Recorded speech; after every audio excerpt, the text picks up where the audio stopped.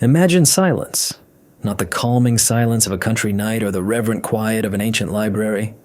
Imagine a different silence. Absolute. Digital. The silence that falls when the heart of civilization stops beating. On October 27, 2025, at exactly 11:14 a.m. Coordinated Universal Time, that heart stopped. For 7 minutes. Just 420 seconds. But in that deafening void, we may have, for the first time, heard the whisper of something immeasurably ancient and alien. We call it the Trickster Event. Official science gave it a different, far more boring name.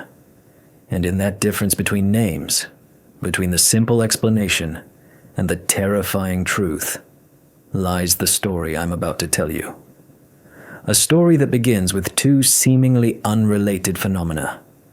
The perfect functioning of the most complex machine ever built by humanity, and the quiet, unnoticed passage of a lone wanderer from the interstellar dark. Before we dive into the chaos of those 7 minutes, we must understand the flawless symphony that preceded it. 21st century humanity built an invisible crystal palace above its head.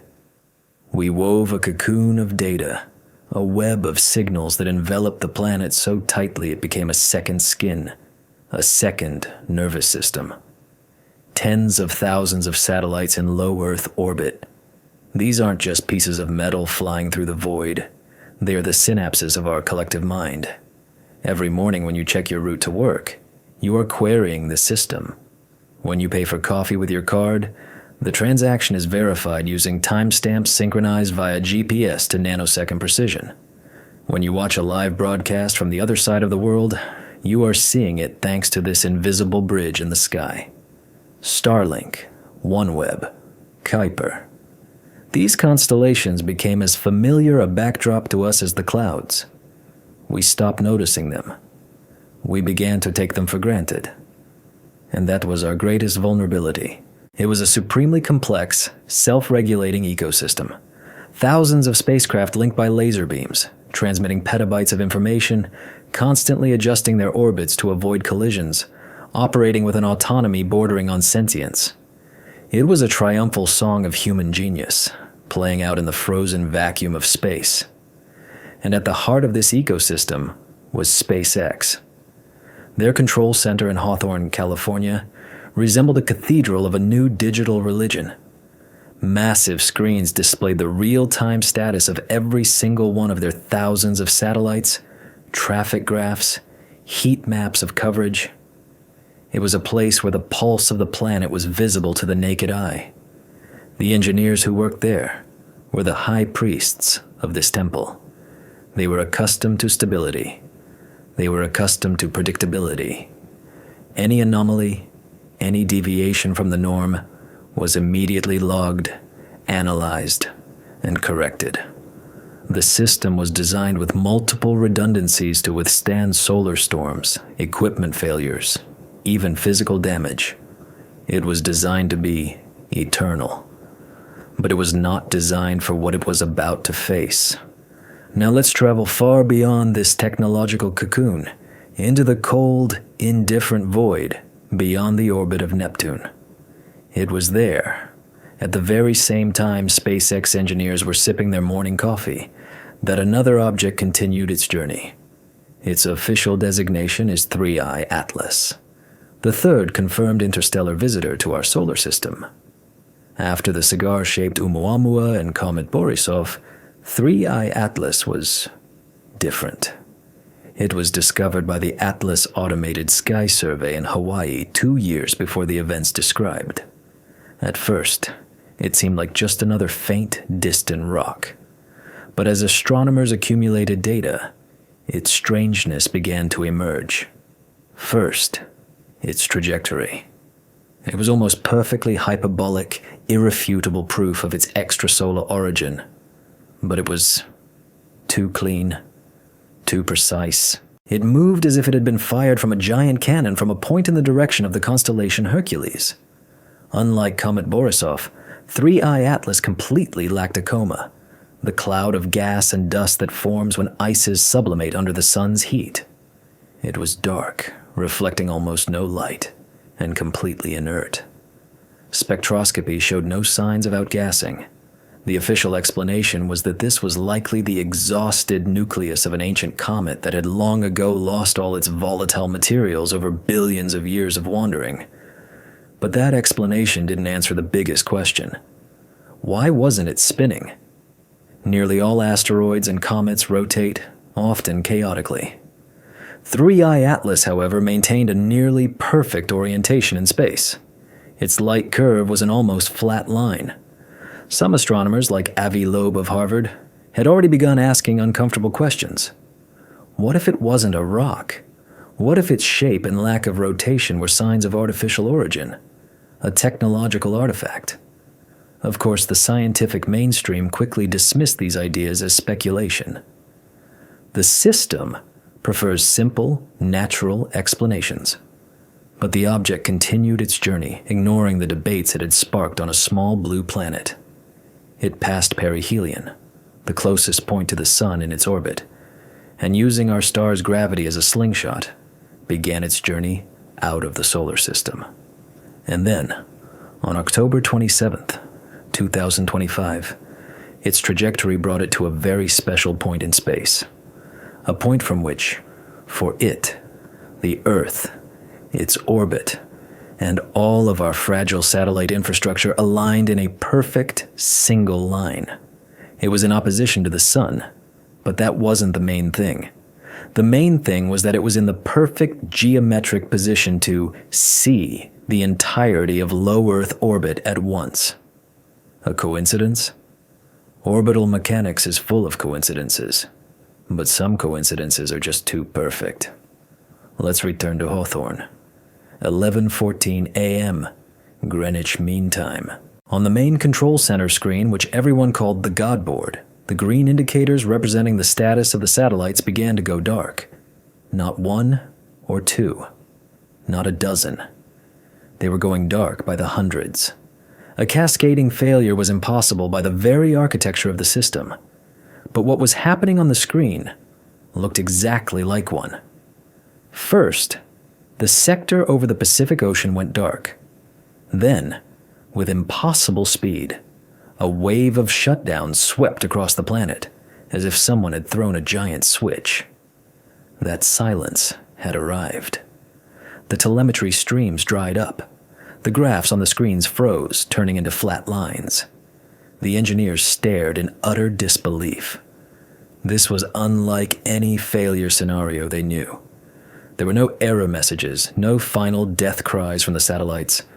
They just went silent, all at once, synchronously, on a global scale.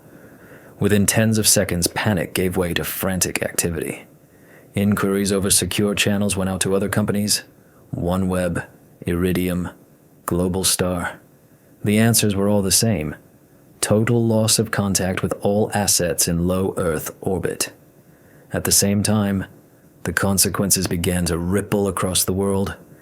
A taxi driver in Tokyo watched his GPS go insane, showing his location in the middle of the ocean. A trader on Wall Street lost millions because his high-frequency trading algorithm couldn't get a precise timestamp from GPS and canceled a trade. The broadcast of the World Cup final, being watched by 2 billion people, cut out mid-attack, replaced by a screen of static. This wasn't just a glitch. It was paralysis. Our global village, built on the promise of instant connection, had suddenly fractured into isolated islands for 7 minutes. And then, at 11:21 a.m., everything returned, as suddenly and synchronously as it had disappeared. The green indicators on the screen in Hawthorne lit up again all at once. The telemetry streams flooded back with their former intensity. Diagnostics showed no damage, no system failures. The satellites behaved as if nothing had happened, as if they had simply blinked. The entire planetary nervous system had blinked. In the hours that followed, the system mobilized. SpaceX, NASA, the European Space Agency, NOAA. They all released coordinated press releases, nearly identical in content. The official story was announced, a rare and extremely powerful manifestation of solar activity. They spoke of an unexpected solar prominence that caused a narrowly focused, short-lived stream of high-energy protons. This version was elegant and convenient. It explained everything at once: the global nature of the failure, its brevity, and the lack of physical damage. The solar wind is a known enemy. It can cause electronic glitches, but rarely leads to permanent consequences if the exposure is brief. This soothed the markets. It soothed governments. It soothed the public. The incident was classified as a natural phenomenon, an act of God. No one to blame. We could all breathe a sigh of relief and get back to our lives. But for those who know how to read between the lines of official reports, for those who bother to check the source data, this story looked like a poorly stitched smokescreen from the very beginning. Because while the space agency's press offices were telling the world about the sun's fury, the solar observatories themselves maintained a deafening silence. And right there, in that silence, our investigation begins. Because it was in those 7 minutes, when our civilization was blinded, that the Object 3I Atlas was in the perfect position to be the sole audience for this performance, or perhaps its conductor. Coincidence? Or a carefully planned choreography, playing out on a scale we are only just beginning to comprehend? The official story says it was the sun, but the data tells a very different story. And it points not to our star, but into the cold, dark void from which our mysterious guest arrived. The official story, as voiced by the system, was a work of art. It wasn't a crude lie, but an elegant, almost flawless construct designed to instantly pacify and shut down any further questions. Let's examine it under a microscope, because only by understanding the beauty of this lie can we appreciate the depth of what it conceals. They called it a localized high-intensity proton event. The term itself sounds solid, scientific, irrefutable. It paints a picture in the mind of an invisible cosmic storm, a narrow, laser-like beam of particles that erupted from the solar corona and by sheer chance intersected with Earth's orbit. This explanation was brilliant in its precision. It explained why the failure affected only low Earth orbit. That's where the satellite density is highest, and they are least protected by Earth's magnetosphere. It explained why the failure was so short. The proton stream passed, and it was over. And most importantly, it explained why there was no physical damage. High-energy protons don't blow up satellites. They are far more subtle. They are ghosts in the machine. They pass through the spacecraft's hull and wreak havoc on its electronic brain. This phenomenon is known as a single event upset, or SEU. A particle strikes a memory cell and flips its value from a 0 to a 1, or vice versa. A single bit, flipped among trillions of operations, can cause anything. A processor to freeze, a false command to be executed, a temporary loss of orientation. Multiply that effect by thousands of satellites simultaneously, and you get exactly the picture we observed. A global, synchronous, yet temporary, stunning. Officials, like Dr. Evelyn Reed from NOAA's Space Weather Prediction Center, went before the press with reassuring charts and complex diagrams. She spoke of a rare configuration of the interplanetary magnetic field that focused the particle stream like a lens. She assured everyone that this event, while powerful, was within known models and posed no threat to life on Earth or to more protected satellites in geostationary orbit. It was the perfect story, convincing, scientifically grounded, and most importantly, case closed. It turned a potentially terrifying event into an astronomical curiosity. Just the cosmos reminding us of its power again. Nothing personal, but in every perfect story, there's one small detail, one loose thread, that when pulled, can unravel the entire tapestry. And in this story, that thread was the sun itself. The first crack in this beautiful official narrative appeared where it was least expected, in the deafening silence. A solar flare capable of generating such a powerful proton storm cannot be quiet. It's one of the most violent events in the solar system. It's an explosion equivalent to billions of hydrogen bombs, releasing a colossal amount of energy across the entire electromagnetic spectrum. Such a flare should have left a trace. It should have screamed its existence. But when we started checking the data, we heard nothing but the whisper of the ordinary solar wind. Our investigation began with the most obvious sources: ground-based and space-based solar observatories. These are our eyes, which watch the sun 24 hours a day, 7 days a week, without blinking.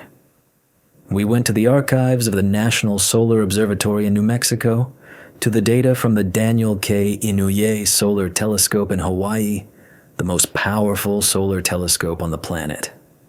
We reviewed images taken in the narrow H-alpha spectral band, which allows us to see activity in the sun's chromosphere. We looked for a bright flash, a loop of incandescent plasma, any deviation from the norm in the period preceding the trickster event. The result was zero. The sun was calm, eerily calm. There were only a few small sunspots on its disk, none of which showed any activity even remotely capable of causing an event of this magnitude. But ground-based telescopes are only half the picture. Earth's atmosphere interferes with observations. The real sentinels are in space. We moved on to analyzing data from the Solar Dynamics Observatory, or SDO. This spacecraft is the crown jewel of heliophysics. It continuously takes images of the sun in 10 different ultraviolet wavelengths, allowing scientists to see the solar corona in all its detail. We downloaded the publicly available files from the mission's archive for October 27, 2025. We analyzed the time interval from 10 to 12 a.m. Greenwich Mean Time, reviewing the images second by second. An X-class flare, the most powerful type, would have appeared in these images as a dazzlingly bright region, suddenly appearing and flooding everything with light. An M-class flare, slightly weaker but still very powerful, would also have been obvious. But there was nothing in the SDO images. Absolutely nothing. The solar corona was living its usual life, slowly changing loops, minor fluctuations in brightness, but no drama, no explosion. Perhaps the flare was on the far side of the sun, and the protons reached Earth via some complex trajectory? This hypothesis also doesn't hold up. That's what the stereo spacecraft are for. They observe the sun from different angles, giving us a three-dimensional view of its activity. Their data also showed no significant events. But the final nail in the official story's coffin was driven by another instrument, the coronagraph. A coronagraph is a telescope with a special disk that blocks the bright disk of the sun itself, allowing us to see its much fainter corona. It's coronagraphs that let us see coronal mass ejections, the giant clouds of plasma that are hurled into space during flares and which, in fact, carry those dangerous protons. We turn to the data from the LASCO coronagraph aboard the SOHO spacecraft, which has been on duty for 30 years at the L1 Lagrange point, 1.5 million kilometers, about 930,000 miles from Earth. If an Earth-directed coronal mass ejection had occurred, LASCO would have seen it as an expanding halo, a cloud of plasma spreading out in all directions from the sun. We reviewed hundreds of images. Again, nothing. Not the slightest hint of an ejection. The solar corona was stable. This wasn't just a lack of evidence. It was evidence of absence. The sun was innocent. The system was lying. And this was no longer speculation. It was a fact, confirmed by their own publicly available data. But why? Why put forward a version that is so easily disproven? Any graduate student in astrophysics could have run the same check in half an hour. The answer, we believe, lies in the psychology of control. The lie wasn't meant for experts. There are too few experts, and their voices are easily drowned out. The lie was meant for everyone else, for news agencies that needed a quick, understandable headline, for politicians who needed to calm the population, for markets that are terrified of uncertainty. Solar flare is the perfect answer. It requires no further explanation. It absolves everyone of responsibility. It's a natural disaster, an act of nature. This allowed the system to buy the most valuable thing of all: time. Time to hide the real data. Time to form a united front. Time to ensure the truth would never get out. Our conviction of a deliberate cover-up was strengthened when we turned to another community, one that official science often ignores. Amateur astronomers and ham radio operators. These people are the true guerrillas of the information war. They don't have multi-billion-dollar budgets, but they have passion, knowledge, and a worldwide distributed network of homemade instruments. We started browsing specialized forums like astroanomalies.net and Radio Ham Universe, and what we found there was astonishing. Dozens of independent observers around the world, from Japan to Argentina, were keeping their own logs monitoring solar activity in the radio spectrum. Solar flares produce powerful radio emissions, so-called Type 2 and Type 3 radio bursts, which are easily detected even with relatively simple equipment. It's like hearing the thunder after a lightning strike. And in the logs of all these enthusiasts for October 27th, there was the same entry: radio silence. One user, under the nickname Solar Spectre, wrote a post that perfectly summarized the situation. I quote, "Checked my logs for Oxy 27. Complete radio silence from the sun between 1100 and 1200 UTC. No bursts, not even faint ones. Where's this big prominence no AA is talking about? This doesn't add up. At all. This post and dozens like it were a cry into the void. No one listened. Their voices were drowned out by the chorus of official statements. But for us, it was the final confirmation. This wasn't just a discrepancy in the data. It was a fundamental contradiction. The official story claimed there was a deafening explosion, but all the instruments capable of hearing it recorded only silence. And that's not a mistake. It's not a misinterpretation. It's the deliberate creation of a false reality. This wasn't just a lie. It was an information cover-up operation. And the most disturbing question in any such operation is not why they are lying. It's what, precisely, what inconvenient, terrifying knowledge are they so desperately trying to hide behind this smokescreen? And the answer, as we would soon realize, was hidden not in what was visible through the telescopes, but in what had mysteriously vanished from their field of view. When a lie of this magnitude collapses, it leaves a vacuum, an information vacuum, and nature, as we know, abhors a vacuum.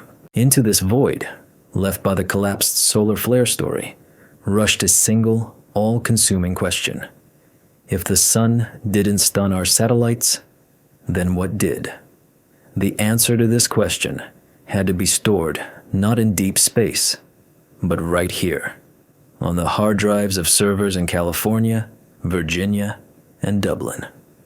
It was encrypted in the terabytes of telemetry that the surviving satellites began transmitting immediately after they reawakened. This began the second phase of our investigation, a digital ghost hunt, a ghost in the machine. Imagine an airplane that disappears from radar for 7 minutes and then reappears, whole and unharmed. The first thing investigators will do is open the black box. They'll listen to the pilot's last words, analyze the readings from every sensor in the seconds leading up to the disappearance. Every satellite in orbit is a black box, only far more complex. It continuously records hundreds, if not thousands, of parameters: voltage on the solar panels, processor temperature, orientation in space, magnetometer readings, data from star trackers, software error logs. It's its digital diary its confession, and after the trickster event, the diaries of tens of thousands of satellites should have become the most valuable source of information on the planet. It was there, in those dry lines of code and numbers, that the truth had to be hidden. To understand the sheer anomaly of what happened next, you first have to immerse yourself in the culture of the modern tech industry, especially in aerospace. This culture is built on data. Data is the new oil, the new God. And the transparency of that data is an article of faith. Companies like SpaceX have built their reputation on openness. They have public portals where you can track the status of their network in near real time. They regularly publish detailed technical reports on any failures or anomalies. This isn't just a gesture of goodwill. It's a business necessity. Their clients, from airlines to military agencies, must be confident in the system's reliability. Any concealment, any delay in information undermines trust, and trust in this business is everything. There are standard protocols. After any significant failure, a preliminary report is issued within 24 hours. Within 72 hours, a detailed technical analysis with conclusions and a plan to prevent similar incidents in the future. We've seen this dozens of times after failed launches or minor software glitches. It's a well-oiled, predictable mechanism. The clock was ticking. The first 24 hours after the trickster event passed, we, along with thousands of other independent analysts, journalists, and curious individuals, sat there, refreshing SpaceX's official blog and their X page. We waited. But instead of the expected report, all that appeared was a short, vague post repeating the official mantra about an unprecedented solar phenomenon and assuring that all systems are operating nominally. No technical details, no graphs, no telemetry. This was strange. It was a violation of their own rules. But we decided to wait. Perhaps the scale of the event was so great that they needed more time for analysis. 48 hours passed. Silence. 72 hours passed. The deadline for publishing a detailed report. And again, nothing. That's when a cold premonition began to harden into certainty. We started digging deeper. We went to their developer portal where raw data about the network status, the so-called API logs, are usually posted. And we discovered a gap, a huge, gaping hole. The data for October 27th from 11:14 a.m. to 11:21 a.m. had been marked as unavailable or undergoing verification. This was unprecedented. Data is either there or it isn't. A status of undergoing verification for 3 days for the most critical time segment in the company's history. That's not a technical delay. It's an information quarantine. It was like the police cordoning off a crime scene. They don't just collect evidence, they control access to it. They decide what the world sees and what remains forever behind the yellow tape. SpaceX had cordoned off a digital crime scene, and that meant only one thing. They found something. Something that couldn't be explained away as an equipment failure or solar wind. Something that required breaking all protocols and risking their reputation to keep a secret. Of course, almost a week later, under pressure from the public and major clients, they published a report. A long one, 120 pages, full of complex formulas and diagrams. It was a masterpiece of corporate disinformation. It detailed models of proton stream effects on CMOS sensors, provided statistical analyses of the probability of multiple SEUs. But it was missing the main thing. The raw telemetry logs for those 7 minutes and the seconds that preceded them. Instead, there was only aggregated, processed, and obviously sanitized data. This was equivalent to providing a court with a typed transcript edited by lawyers instead of the black box recording. And it's here that we formulate our hypothesis. A hypothesis about the ghost in the machine. What if the delay was caused not by the need to analyze why the satellites shut down, but by a desperate attempt to understand what happened to them during that shutdown? What if they were looking not for the cause of the failure, but for traces of contact? Imagine the engineers in Hawthorne. They regain control of thousands of satellites. Initial diagnostics show everything is fine, but then they start a deep analysis of the logs, and they see anomalies, not just errors, not random digital noise, but something else. What if, in the error logs, they saw not a meaningless string of characters, but structured data packets that shouldn't have been there? What if the star trackers used for navigation in the last microsecond before the shutdown recorded not stars, but something else? A light source moving at an impossible speed. And what if their magnetometers, measuring Earth's magnetic field, recorded a brief, incredibly powerful, and complexly modulated electromagnetic pulse unlike anything known to science? This is no longer just a failure. It's evidence.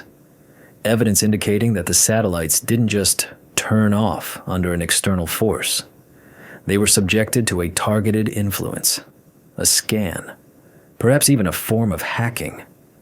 The 7 minutes of silence were not the event itself. They were just the smokescreen, the aftermath. The real event might have lasted only a few milliseconds, but in those milliseconds, the unknown entity behind it could have read our entire global nervous system, learned everything about its architecture, its protocols, its vulnerabilities. This was not an attack. It was reconnaissance.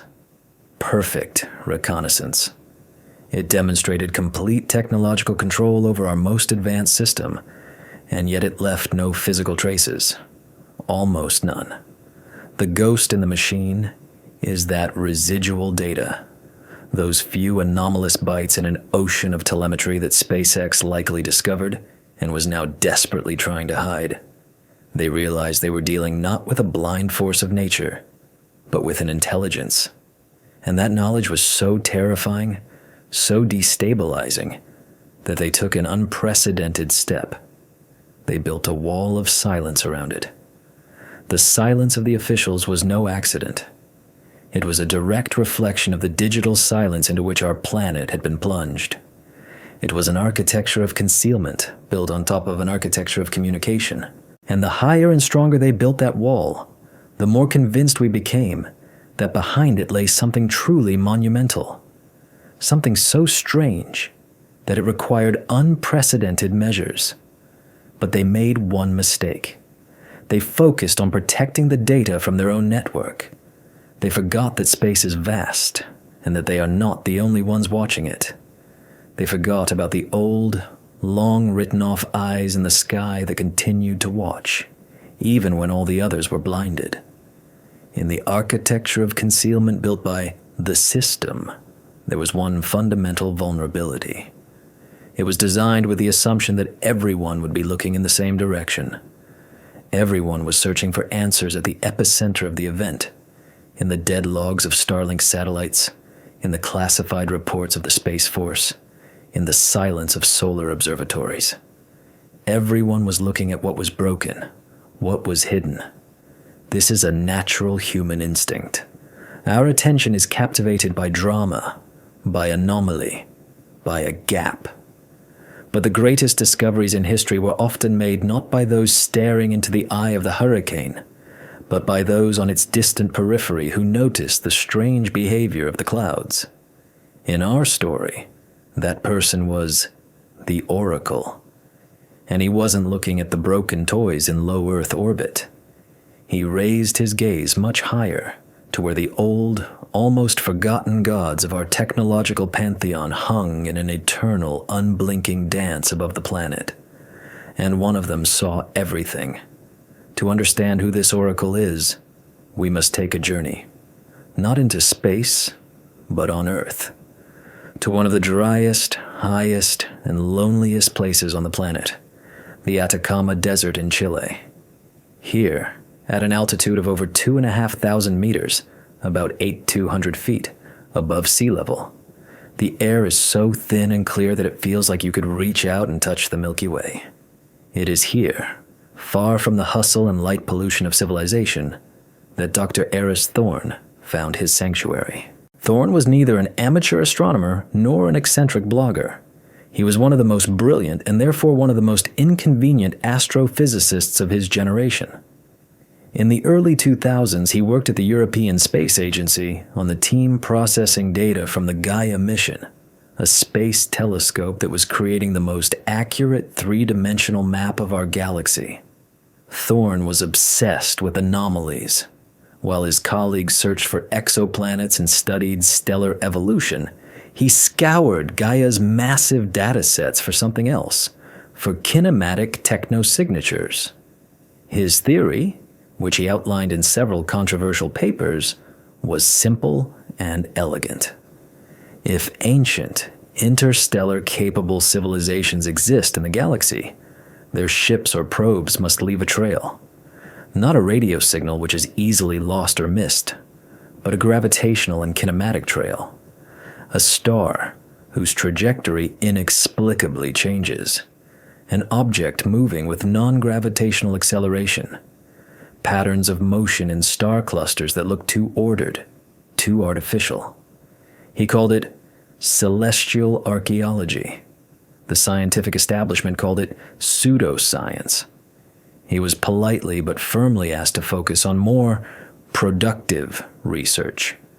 Thorne refused. He was convinced that the system was looking in the wrong place for the wrong thing, that it was waiting for a loud hello signal, while the universe might have been talking to us for a long time in the language of orbital mechanics and subtle gravitational perturbations. In the end, his contract was not renewed. He became an outcast, an oracle without a temple. But Thorne didn't give up. Using his connections and his reputation as a maverick, he managed to convince a private philanthropic foundation interested in unconventional scientific pursuits to fund his own project, the Star Shepherd Initiative. With this money, he built a small but state-of-the-art observatory in the Atacama and gathered a handful of young, bold researchers who were equally disillusioned with official science. They weren't seeking fame. They were seeking anomalies. They were digital scavengers, sifting through mountains of public data for what the system had missed or chosen to ignore. When news of the Trickster event and the official solar flare story reached his high-altitude citadel, Thorne reacted not with alarm, but with a cold, almost predatory interest. He, like us, checked the solar observatory data in 15 minutes and realized it was a lie. But his thinking went further. He didn't get stuck on the question, why are they lying? He asked a different, far more productive question. If low Earth orbit was blind for 7 minutes, who was left with sight? His reasoning was flawless. Near-Earth space is not a uniform medium. It's a layered cake of different orbits. Low Earth orbit, or LEO, where the failure occurred, is the most crowded, most chaotic layer, extending up to an altitude of 2,000 kilometers, about 1,240 miles. Above that is medium Earth orbit, MEO, at an altitude of about 20,000 kilometers, about 12,400 miles. This is home to navigation systems like GPS and GLONASS. Were there problems with them? Yes. There were reports of brief glitches, but not a complete shutdown like an LEO. And even higher, at a dizzying altitude of 35,786 kilometers, about 22,236 miles, lies the most elite, most stable orbit, geostationary, or GEO. A satellite in this orbit rotates at the same speed as the Earth, and therefore hangs motionless over a single point on the equator. This is the ideal position for communication satellites, and most importantly for our investigation, for weather satellites. These spacecraft must constantly see the same hemisphere of the Earth to track the movement of clouds and hurricanes. They are our eternal weather guardians. Thorne hypothesized that whatever phenomenon caused the failure in LEO, its intensity must have weakened with distance. Geostationary orbit, being almost 20 times farther from Earth than Starlink's orbit, was likely outside the effective range. The satellites there should have survived, and they should have continued to do what they were designed to do: photograph the Earth. Thorne and his team began to methodically go through all the active weather satellites in geostationary orbit. The American GOES series satellites, the European Meteosat, and the Japanese Himawari 8 spacecraft. Himawari means sunflower in Japanese, and this was incredibly symbolic. This satellite, like a sunflower, always faces one point. It hangs over the longitude of 140 degrees east, observing the western Pacific, Australia, and East Asia. And it has one remarkable feature. It takes a full disk image of the Earth in 16 different spectral bands every 10 minutes. Like clockwork. Thorne opened the public archive of the Japan Aerospace Exploration Agency, JAXA. It's a less known and less hyped portal than NASA's archives, and perhaps that's why it fell out of the sight of those covering their tracks. He found the right date, October 27th, 2025. He found the right time interval, and he downloaded 3 raw data files. The first was taken at 11:10 a.m. UTC, 4 minutes before the failure began. The second at 11:20 a.m., right in the middle of the 7-minute window of silence. The third at 11:30, when everything was over. He opened the first file, a perfect, crystal clear image of the Earth. Blue oceans, white spirals of clouds, the outlines of continents. He opened the third file, the same flawless picture. And then he opened the file taken at 11:20, and he saw it. The ghostly trace, the evidence that the system had missed. It wasn't something obvious. There was nothing unusual in the visible light image. But when Thorne started switching between the spectral channels, he found it in the 13th band, in the long-wave infrared spectrum, which is used to measure the temperature of the upper layers of the atmosphere. Across the Pacific Ocean, from the coast of California to the Hawaiian Islands, stretched a barely visible, perfectly straight arc. It didn't look like a cloud. It didn't look like an image compression artifact. It was a wave of barely perceptible cold. The data showed that in this narrow band, the temperature at an altitude of 100 kilometers, about 62 miles, above the Earth, was 1 to 2 hundredths of a degree Celsius lower than in adjacent areas. This is a negligible fluctuation that any automated processing system would have written off as calibration noise. But it was there. And most importantly, its shape. It was a perfect arc, as if from a giant stone thrown into a pond.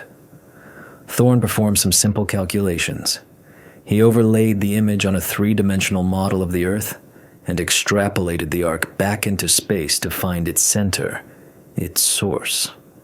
The point from which this wave originated was at a distance of almost 200,000 kilometers, about 124,000 miles, from Earth. And its coordinates, with an error margin of 1/100th of an arcsecond, matched the position of object 3I Atlas at 11:14 a.m. UTC. This was it. The shot that no one saw. It wasn't an electromagnetic pulse in the classic sense. An EMP would have caused heating, not cooling. This was something else. Thorne put forward a breathtaking hypothesis. What if 3I Atlas emitted not a wave of energy, but a wave of something that absorbs energy? A kind of directed pulse that, for a microsecond, caused a cascade reaction in the upper atmosphere, causing gas molecules to momentarily lose some of their thermal energy? This effect was too weak to be noticed from Earth, but it was enough to leave a barely visible bruise in the infrared spectrum, which the old Japanese weather satellite captured. And what this pulse did to the atmosphere was just a side effect.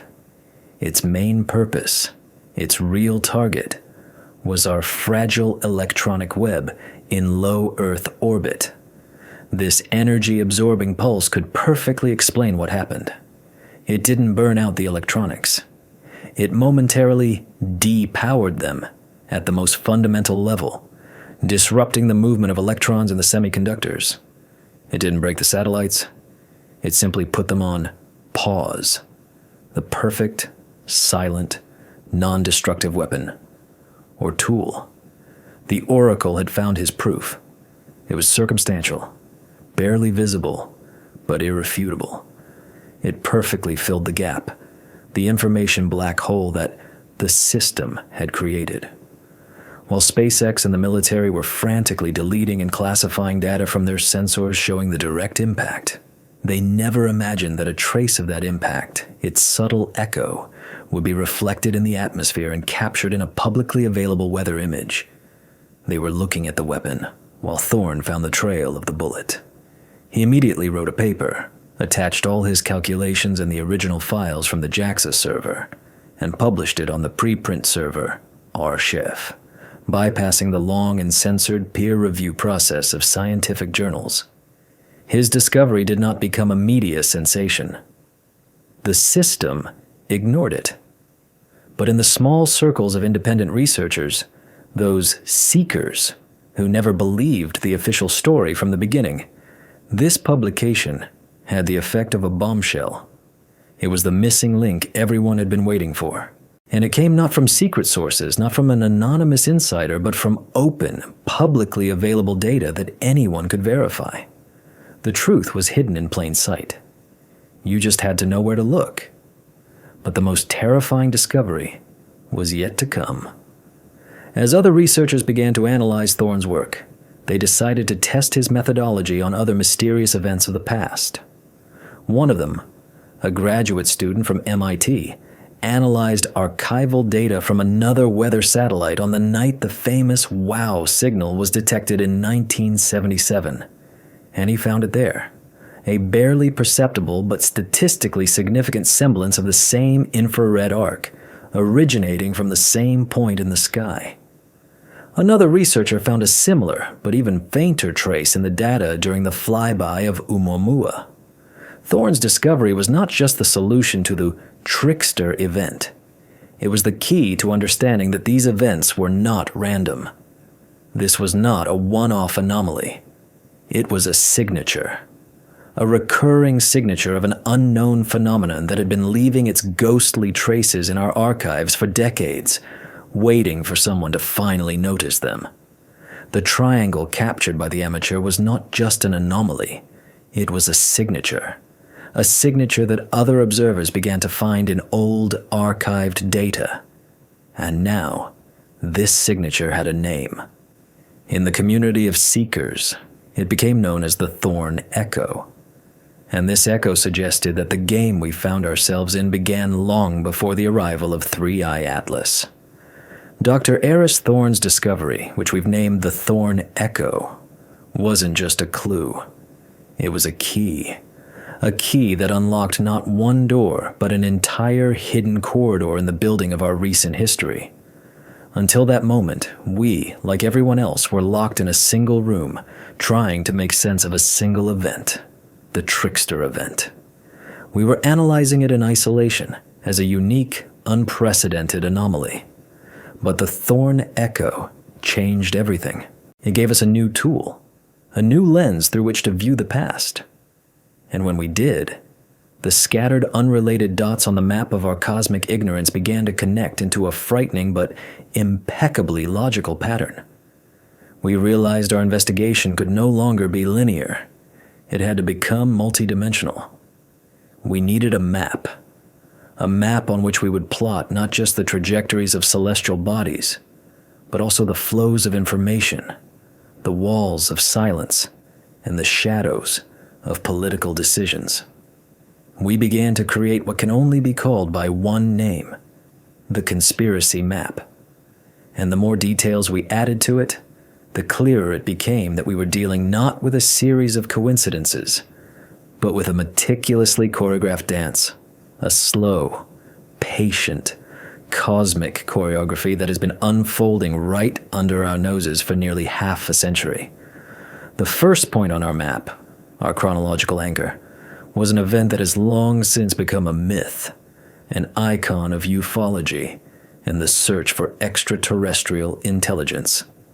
August 15th, 1977. That night, The Big Ear radio telescope at Ohio State University, scanning the sky as part of the SETI project, detected something incredible. For 72 seconds, its receivers picked up a powerful narrow-band radio signal on the hydrogen frequency, the very watering hole frequency, where astronomers speculated an intelligent civilization might try to make contact. The signal was 30 times stronger than the background cosmic noise. It appeared from an empty patch of sky in the constellation Sagittarius, peaked, and vanished. It never repeated. Astronomer Jerry Ammon, reviewing the printouts the next morning, was so stunned that he circled the corresponding code on the paper and wrote a single word in the margin. Wow. Since then, the wow signal has become the holy grail for SETI enthusiasts and a perpetual headache for skeptics. Official science has never been able to provide a convincing explanation. It was written off as a rare natural phenomenon, a reflection of space debris, even an equipment malfunction. It remained an anomaly, an isolated dot. But now, armed with Thorne's discovery, we looked at it in a new light. What if it wasn't just a dot, but the beginning of a line? The MIT graduate student, inspired by Thorne's paper, did a monumental amount of work. He hunted down digitized data from an old weather satellite, GUES-2, which was hanging over America that night. The data was old, noisy, low resolution, but after hundreds of hours of digital cleaning, he found it. Barely perceptible, on the very edge of statistical significance, but still discernible. A Thorne echo. A faint arc of a temperature anomaly in the upper atmosphere, originating from the same point in the sky as the wow signal. This changed everything. The signal was not just a radio burst. It was accompanied by the same physical phenomenon we observed in 2025. It was the same signature, the same choreography. This was the first documented event, the overture. Now let's look at what happened next. What did the system do when faced with such an irrefutable yet inexplicable signal? Officially, nothing. The Big Ear project continued to operate but found nothing more. The story became a scientific anecdote. But if we look at the events that took place behind the scenes, the picture is very different. Less than 3 weeks after the WOW signal, on September 5th, 1977, the Voyager 1 spacecraft launched from Cape Canaveral. Its twin, Voyager 2, had launched a bit earlier, on August 20th. Officially, it was a scientific mission to study the gas giants, but aboard each Voyager was an artifact that made no scientific sense: the famous Golden Record. A gold-plated copper disc containing sounds and images intended to tell the story of our world to extraterrestrial civilizations. It contained greetings in 55 languages, music by Bach and Chuck Berry, the sound of wind and rain, a baby's cry. It encoded 116 images, from the structure of DNA to photographs of people and animals. Correlation does not imply causation, but a coincidence or choreography? Let's consider it from the perspective of our conspiracy map. A small top-secret group of people within the system sees the wow signal. They understand it's not noise, they understand it's contact, but they also understand they can't reveal this information to the world without causing global panic and chaos. What do? They make a desperate, almost ritualistic gesture. They use the already in progress Voyager mission as a mailbox.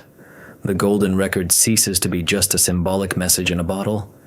It becomes a reply that says, "We heard you, we are here, we are a biological species, we create music and art, we live in harmony with nature, we are not a threat." It was an act of appeasement, a diplomatic gesture, hidden in plain sight under the guise of naive scientific curiosity.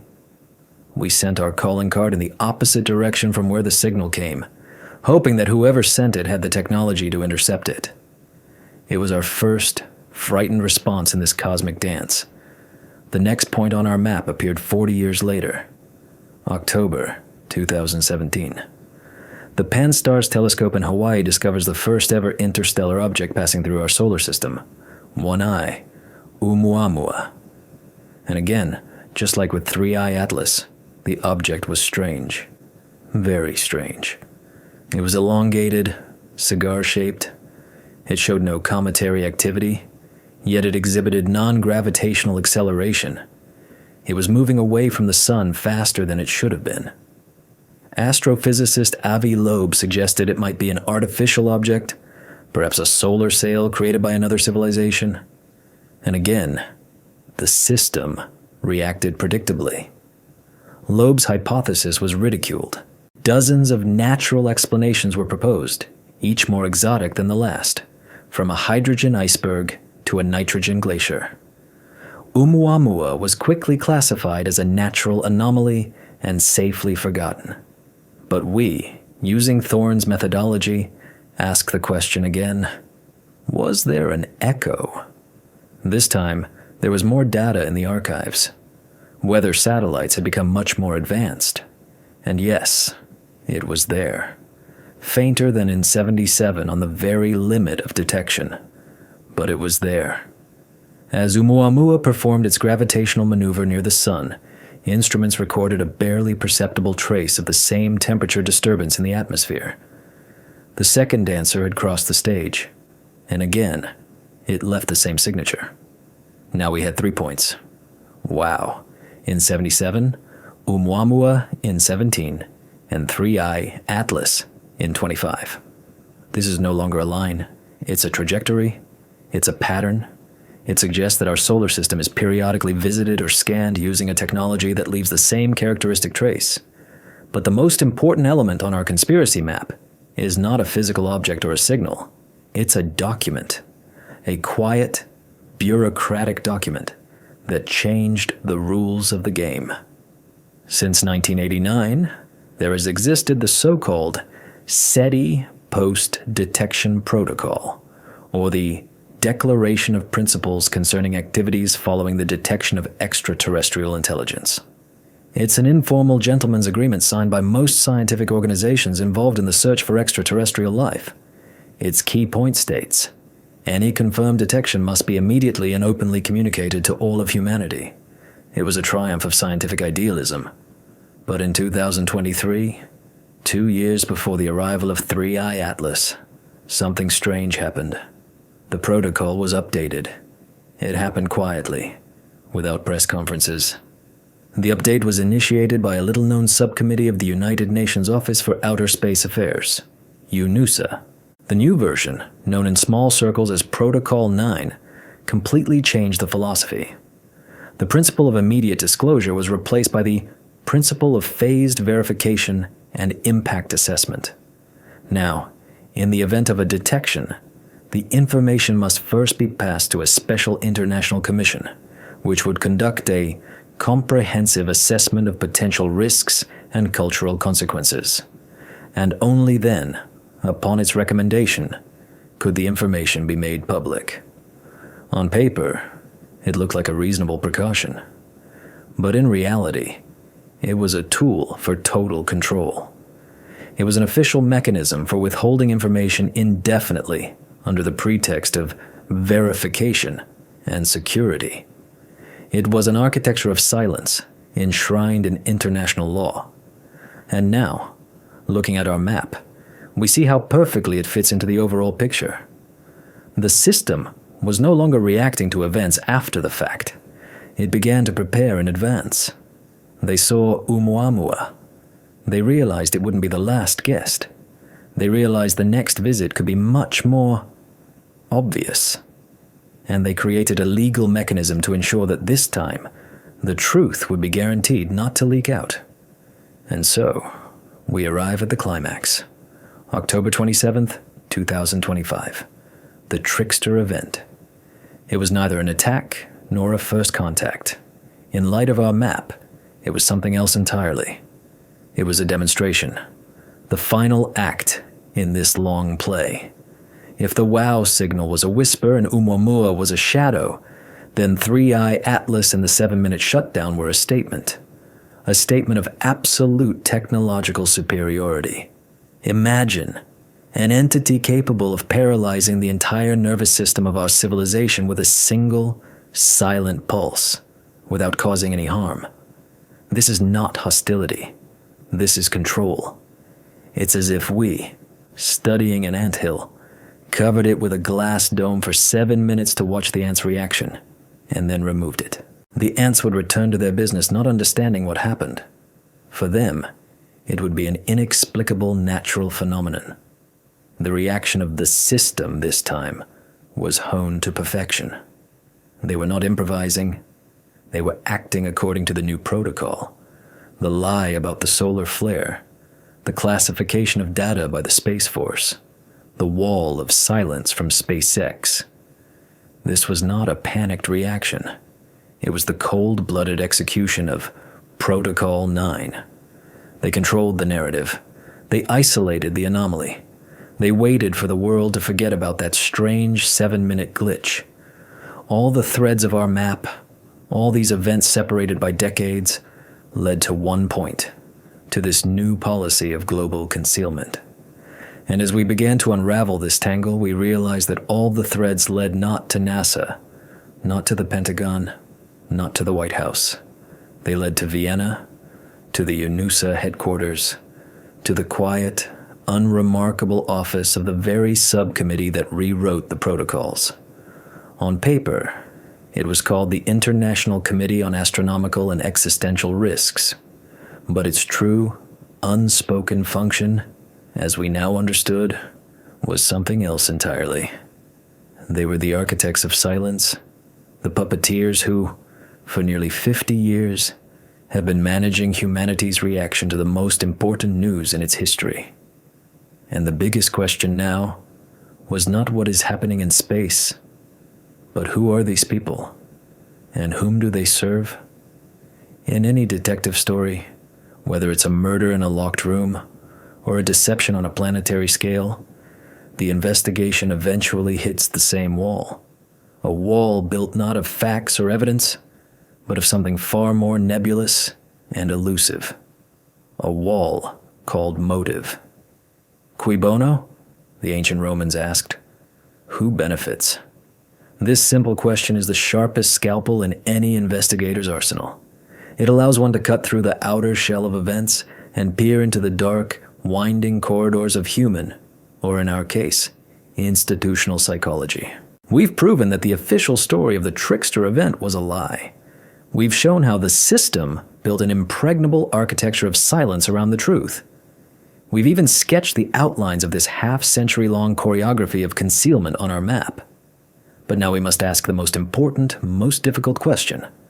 Why? Why lie to all of humanity? Why risk a total loss of trust if the truth will eventually come out anyway? The answer to this question is far more complex than it seems.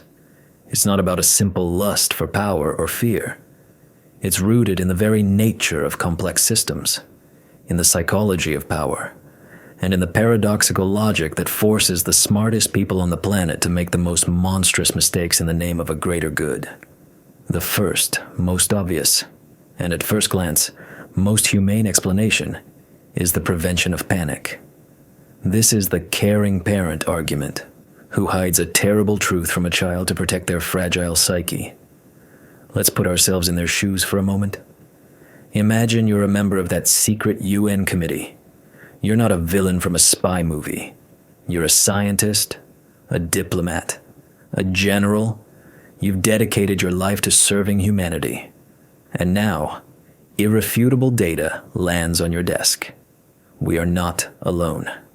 And they possess technology that is to ours what a nuclear reactor is to a steam engine. Technology capable of switching off our civilization at any moment. What do? You imagine the consequences of immediately releasing this truth. And the picture is apocalyptic.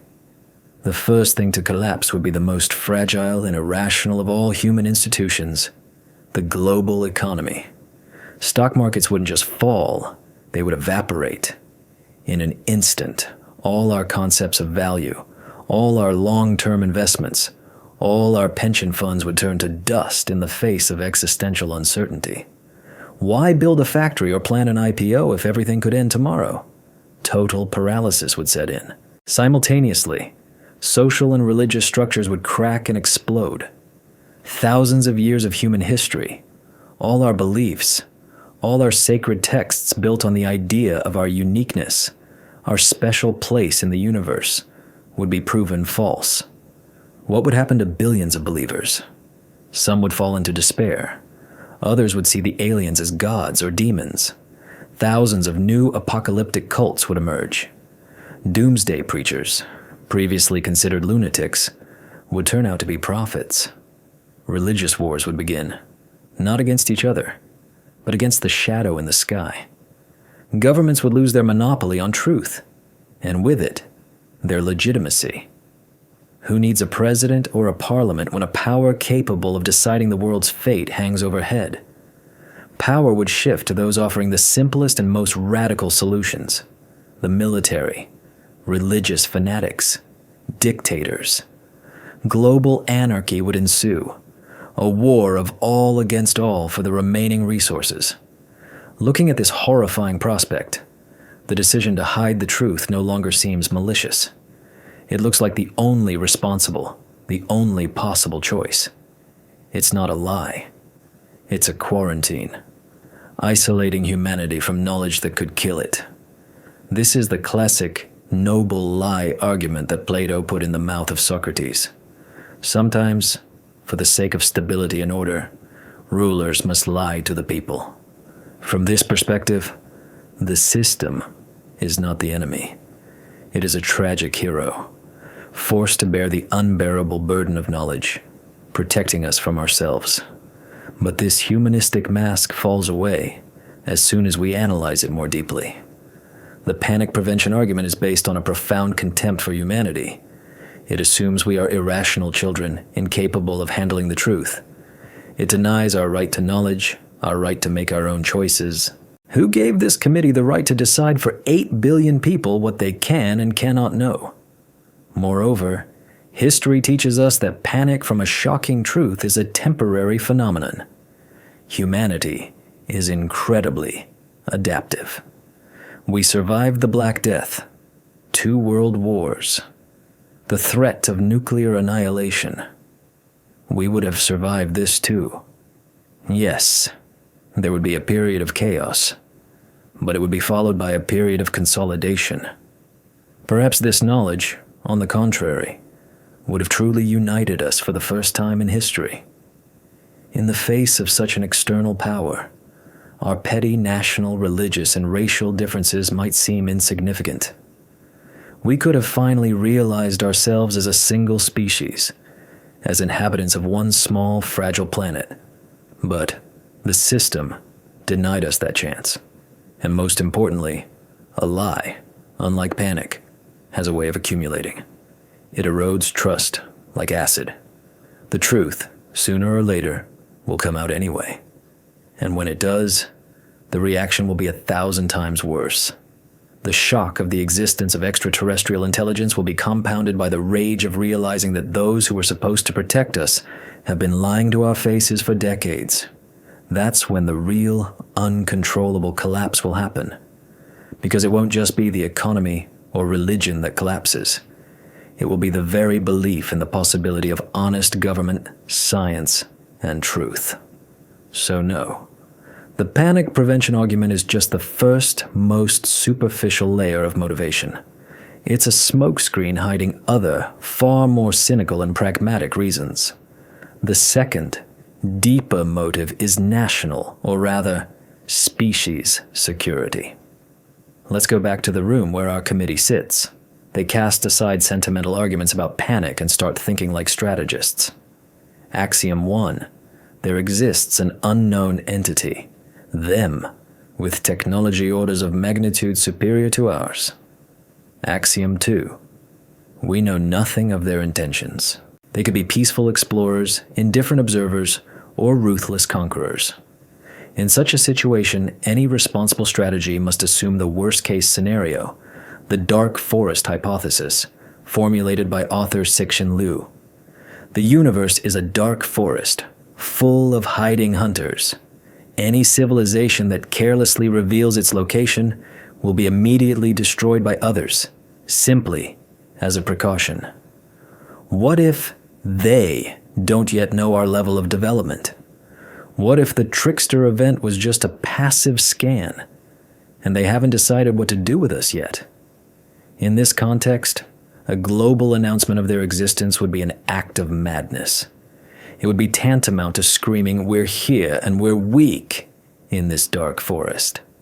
Hiding the truth ceases to be just a way to avoid panic on Earth. It becomes a species survival strategy. We must pretend we notice nothing. We must continue our normal lives so as not to provoke the hunter. But that's only half the strategy. The other half is much more active. If a technological gap exists, it must be closed. The knowledge of this technology's existence becomes the most valuable resource on the planet, more important than oil, uranium, and all the gold in the world combined. The nation, or coalition of nations, that first understands, replicates, or at least counters the technology of 3i Atlas will gain an absolute advantage, not just over the aliens, but over everyone else on Earth. A new, secret arms race begins, a race for exotechnology. And this race must be conducted in the strictest secrecy, not because people will panic, but because every person is a potential information leak. Every scientist not on the project, every curious journalist, every politician without clearance, they all become a security threat. Democratic procedures, public debates, scientific publications, all become unbearable luxuries in such a situation. What's needed is silence. A dictatorship of knowledge, concentrated in the hands of a very small group of people. And the solar flare lie is not just a sedative for the masses. It's an operational cover. It's a screen behind which the most important scientific and military program in human history is unfolding. To understand that this isn't a paranoid fantasy, but the standard modus operandi of the system, one only needs to look at history. The system has a long and well-documented history of hiding the truth when national security interests are at stake. Consider the MK Ultra project. At the height of the Cold War, the CIA, fearing that the Soviet Union and China had developed mind control techniques, launched its own top-secret and utterly illegal program. For 20 years, they conducted experiments on thousands of American citizens without their knowledge or consent, using psychotropic drugs, hypnosis, sensory deprivation, and torture. They did this not because they were sadists. They did it because they genuinely believed that the existential threat of communism justified any means, even the most immoral. The logic was ironclad. If we don't do it first, they will do it to us. Now, replace mind control with exotechnology and communism with an unknown entity from space, and you have the exact motivation of our secret committee. Or consider the Gulf of Tonkin incident in 1964. President Johnson's administration claimed that North Vietnamese patrol boats had attacked a U.S. destroyer without provocation. Based on this, the U.S. Congress passed the Tonkin Gulf Resolution, which gave the president the authority for direct military intervention in Vietnam.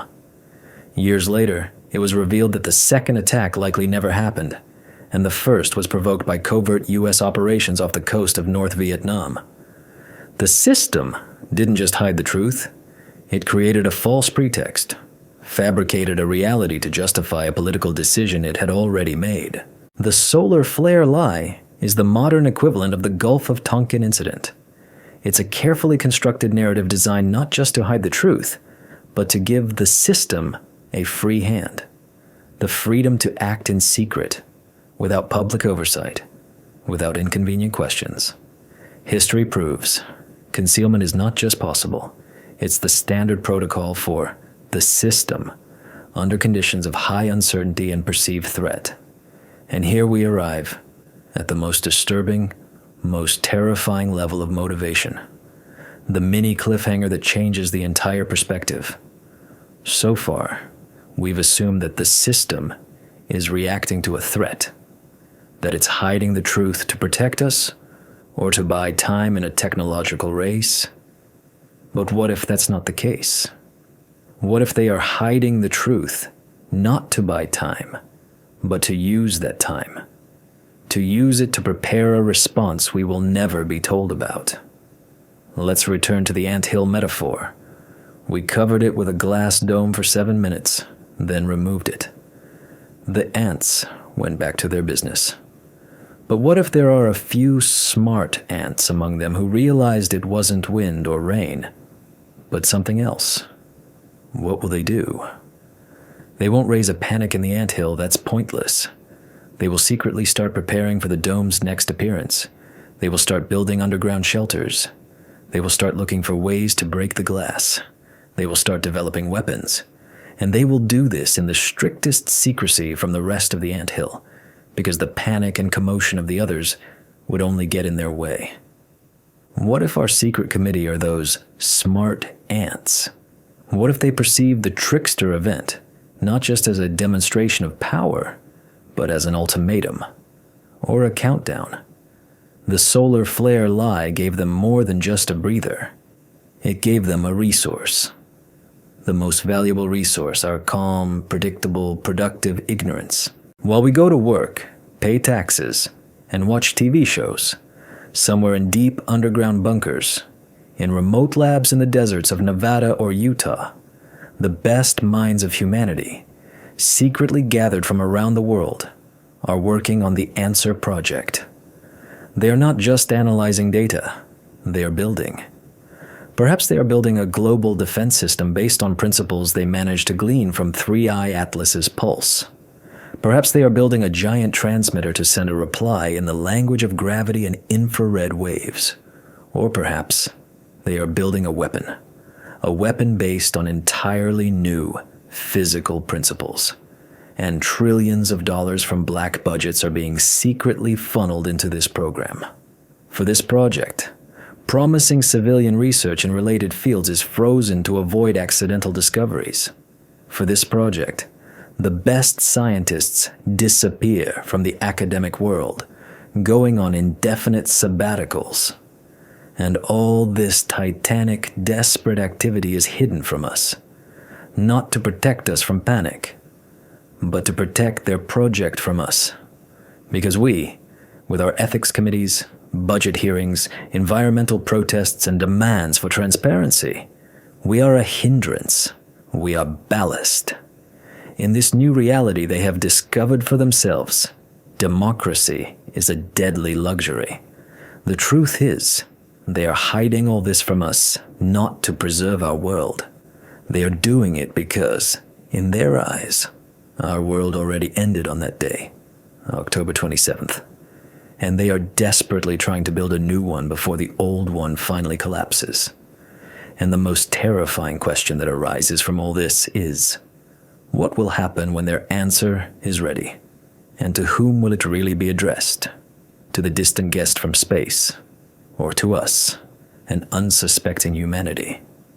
We have uncovered the motives of the system. We understand why they lie. Now we must return to the source of that lie, to the root cause of our entire investigation. We must return to the object, 3i, Atlas itself. For a long time, caught up in the chase for ghosts in digital archives and shadows in the corridors of power, we have viewed it merely as a trigger, a silent catalyst for events on Earth. We discussed its trajectory, its impact, but we hardly talked about the object itself. We were making the same mistake as an investigator who, while studying a crime scene, forgets to look at the face of the alleged murderer. It's time to correct that mistake. It's time to conduct a detailed, almost forensic analysis of our interstellar guest. We must strip away the official, safe definitions: exhausted comet nucleus, natural anomaly, and try to discern its true nature, using all the circumstantial evidence and anomalous data that the system chose to ignore. Because the properties of this object, its composition, its behavior, its trajectory, are, upon closer inspection, so incompatible with any known natural origin that the conclusion becomes self-evident, no matter how fantastic it may seem. This is not a rock, it's a machine. Let's start with the most fundamental aspect, its composition. How do astronomers determine what a distant, cold rock flying through space is made of? The primary tool is spectroscopy. We analyze the light reflected from the object's surface. Different chemical elements and compounds absorb and reflect light at different wavelengths, leaving unique fingerprints in the spectrum, absorption lines. This allows us, without touching the object, to know if it's covered in water ice, silicate dust, or organic molecules. Immediately after the discovery of 3I Atlas, the world's largest telescopes, including the Very Large Telescope in Chile and the Keck Observatory in Hawaii, pointed their spectrographs at it. The results were published several months later and puzzled everyone. The spectrum of 3I Atlas was almost perfectly flat, featureless, without any distinct absorption lines. It was reddish, which is typical for many objects in the outer solar system, but it was completely characterless. The official interpretation was predictably dull. The object is likely covered in a thick layer of organic dust, a kind of cosmic asphalt, formed over billions of years of cosmic ray bombardment, effectively masking whatever lies beneath. This explanation sounds reasonable, but it ignores one critically important detail. The spectrum showed no traces of silicates, the most common building material in the universe, which makes up every asteroid we know of. No signs of olivine, pyroxene, nothing. It's like finding a rock on Earth that contains no silicon. It's possible, but extremely, extremely unlikely. But the real anomaly was hidden not in what was missing from the spectrum, but in what was there, but what no one wanted to pay attention to. A group of independent researchers collaborating with Dr. Eris Thorne conducted a new, deeper analysis of the publicly available spectral data. They used complex algorithms to suppress noise and discovered something everyone else had missed: a faint, but statistically significant absorption line in the near-infrared part of the spectrum. This line did not correspond to any known natural mineral, but it matched, with frightening precision, the spectral signature of an alloy of niobium titanium. This is not just a rare metal, it's a superconductor, a material that, at low temperatures, can conduct electricity with zero resistance. We use it on Earth to create the most powerful magnets, in particle accelerators like the Large Hadron Collider, or in experimental fusion reactors. It is one of the most high-tech materials ever created by man. To find it naturally occurring on the surface of an interstellar asteroid is like finding a working smartphone in Antarctic ice. Of course, their discovery was met with a wall of skepticism. The system claimed it was most likely an instrument calibration artifact or statistical noise, but the data was in the public domain. Anyone could check it, and it was there. This superconducting alloy could explain many of the oddities of 3I Atlas. For example, its ability to generate the very pulse that disabled our satellites. A powerful magnetic field, created by superconducting circuits, could have perfectly focused and directed the wave that caused the Thorne echo. But composition is only one part of the puzzle. The second, even stranger part, is its behavior. As we've mentioned, 3I Atlas did not rotate. This in itself is highly unusual. But as it approached the sun, something even stranger happened. The object began to exhibit non-gravitational acceleration. Just like Oumuamua, it wasn't moving exactly as the laws of celestial mechanics predicted. There was some additional force pushing it. For comets, this is a normal phenomenon. Solar heat vaporizes ice from their surface, creating jets of gas that act like small rocket engines. This is called outgassing. But 3I Atlas, as we remember, showed no cometary activity. It had no coma, no tail. The official explanation was stretched to its limit. Scientists suggested that outgassing did occur, but it consisted of invisible gases like hydrogen or nitrogen, and it happened so uniformly from the entire surface that it didn't create a visible coma. This is a hypothesis on the verge of science fiction, created only to save the natural explanation. But what if the reason for the acceleration was completely different? What if it wasn't passive outgassing, but active, controlled maneuvering? Let's look at the graph of its acceleration. It wasn't chaotic. It was perfectly smooth and predictable. The acceleration began the moment the object crossed the so-called snow line, the distance from the sun where water ice begins to actively sublimate. And it stopped the exact moment the object passed perihelion. It didn't look like random gas ejections, but like the operation of an engine that was switched on and off at precisely calculated moments.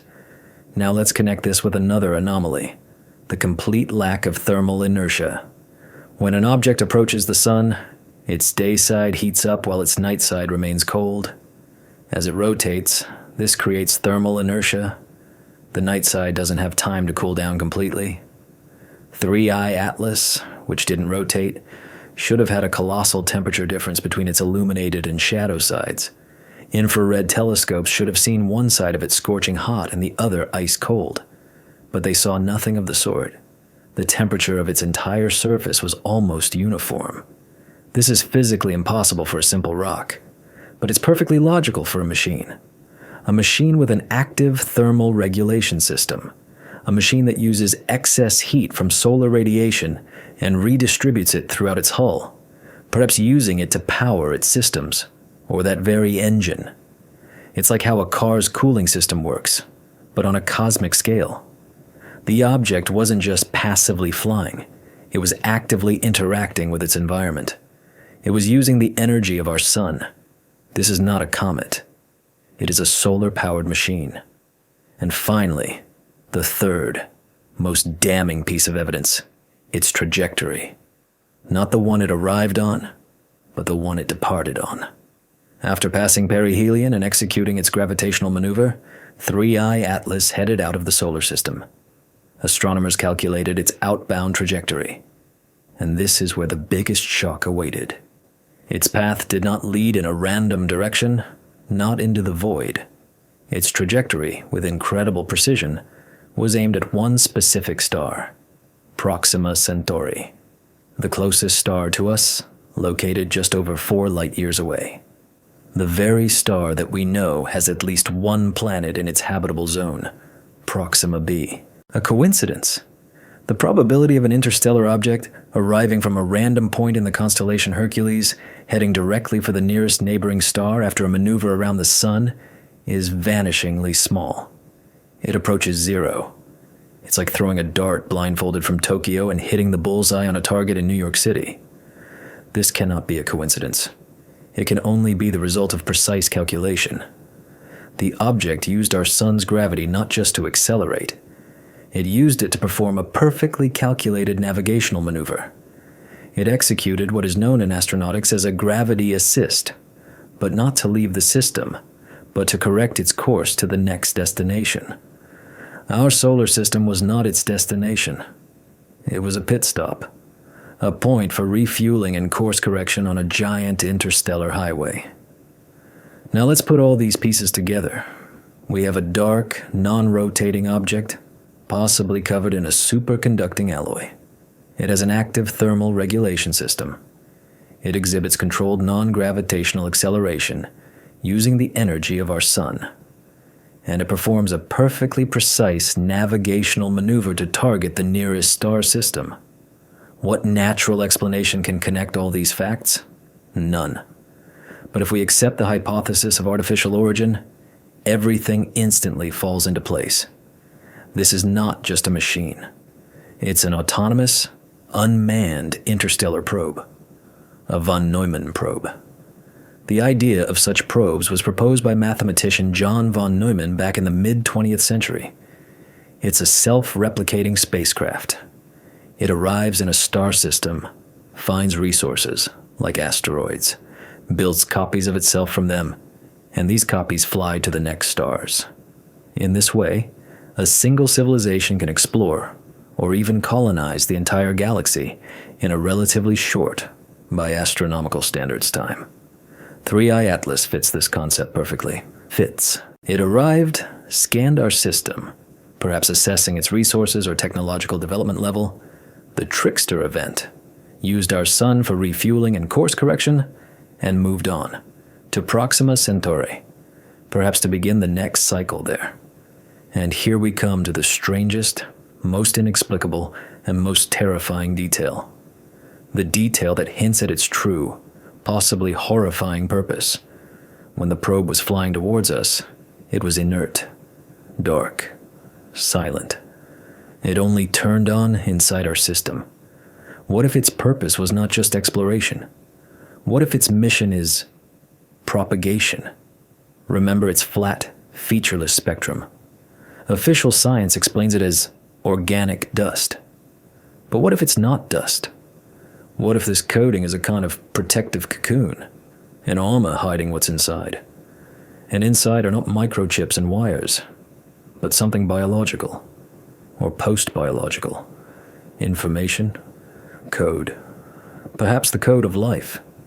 This hypothesis is known as directed panspermia, the idea that life on Earth might not have been seeded by chance via meteorites, but deliberately by such probes.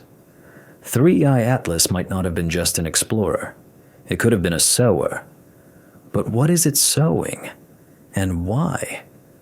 Perhaps its pulse was not just a scan. Perhaps it was a download, an attempt to inject an information packet, a kind of virus, into our global digital noosphere. The 7 minutes of shutdown were not a side effect. It was a necessary condition to open a port for this data transmission. We were looking for physical traces, but we should have been looking for digital ones. And perhaps it was precisely these traces, this alien code, that SpaceX engineers discovered in their logs, which forced them to build their wall of silence. But the strangest thing was not its composition. It was where it was heading after its maneuver around the sun. Its trajectory wasn't leading away from the system. It was leading towards us. Or rather, towards our nearest neighbor. What if Proxima Centauri isn't just the next stop? What if it's the destination? What if we weren't the object of study, but the last obstacle in its path? Or the last source of energy before its final push? This thought is chilling. We may not be just casual observers of an interstellar journey. We may be part of that journey. Unwitting participants in a game whose rules are unknown to us, and whose stakes are unimaginably high. And this realization forces us to look at the sky with completely different eyes. Not with curiosity, but with anxiety. We have reached the edge of the abyss. We are standing on the very border of what can be called a rational investigation, peering into a dizzying chasm of speculation. We have pieced together a chain of events that seems too perfect, too coordinated to be random. We have built a convincing, albeit frightening theory of an interstellar probe, a secret cover-up, and an impending unknown. Our narrative has formed a smooth, almost cinematic story, and it is at this very moment, when we are most confident in our conclusions, when the adrenaline of the hunt for truth drowns out the voice of reason, that we must take a step back. We must deliberately and mercilessly swing the pendulum in the opposite direction. We must, for a time, become our own harshest critic, our own devil's advocate. Because the greatest danger in any investigation is to fall in love with your own theory, to start fitting the facts to it rather than the other way around. We must honestly and openly consider the strongest counter-arguments. We must listen to the voices of the skeptics. We must acknowledge the possibility that our entire complex, beautiful construct is nothing more than a grand sandcastle, built on a foundation of incredible coincidences and our own desire to see order where only chaos reigns. This act is the most important one. It is a test of strength. It is an intellectual cold shower that will either destroy our theory or, by passing through it, make it stronger, tempered in the fire of doubt, Let's start from the very beginning, from our starting point, that the official story of a solar flare was a lie. We so confidently demolished it, pointing to the absence of flares in SDO data and the lack of coronal mass ejections in LASCO images. But is it really that clear-cut? Let's listen to what a representative of the system, say Dr. Evelyn Reed from NOAA, would reply. She would look at us with a patient, slightly condescending smile and say something like this. You, like many enthusiasts, are making a classic mistake, looking for a simple, cinematic event where there was none. You're looking for a giant X-class flare because it's dramatic, but the physics of the sun is far more complex.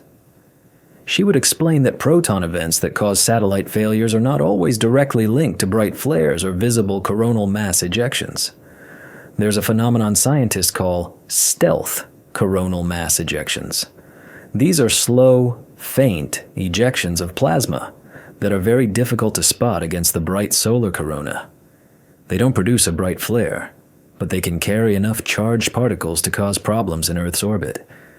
Moreover, there's an even more exotic mechanism, so-called corotating interaction regions, CIRs. These are not explosions, but long-lived structures in the solar wind. Imagine a garden sprinkler where some jets are stronger than others.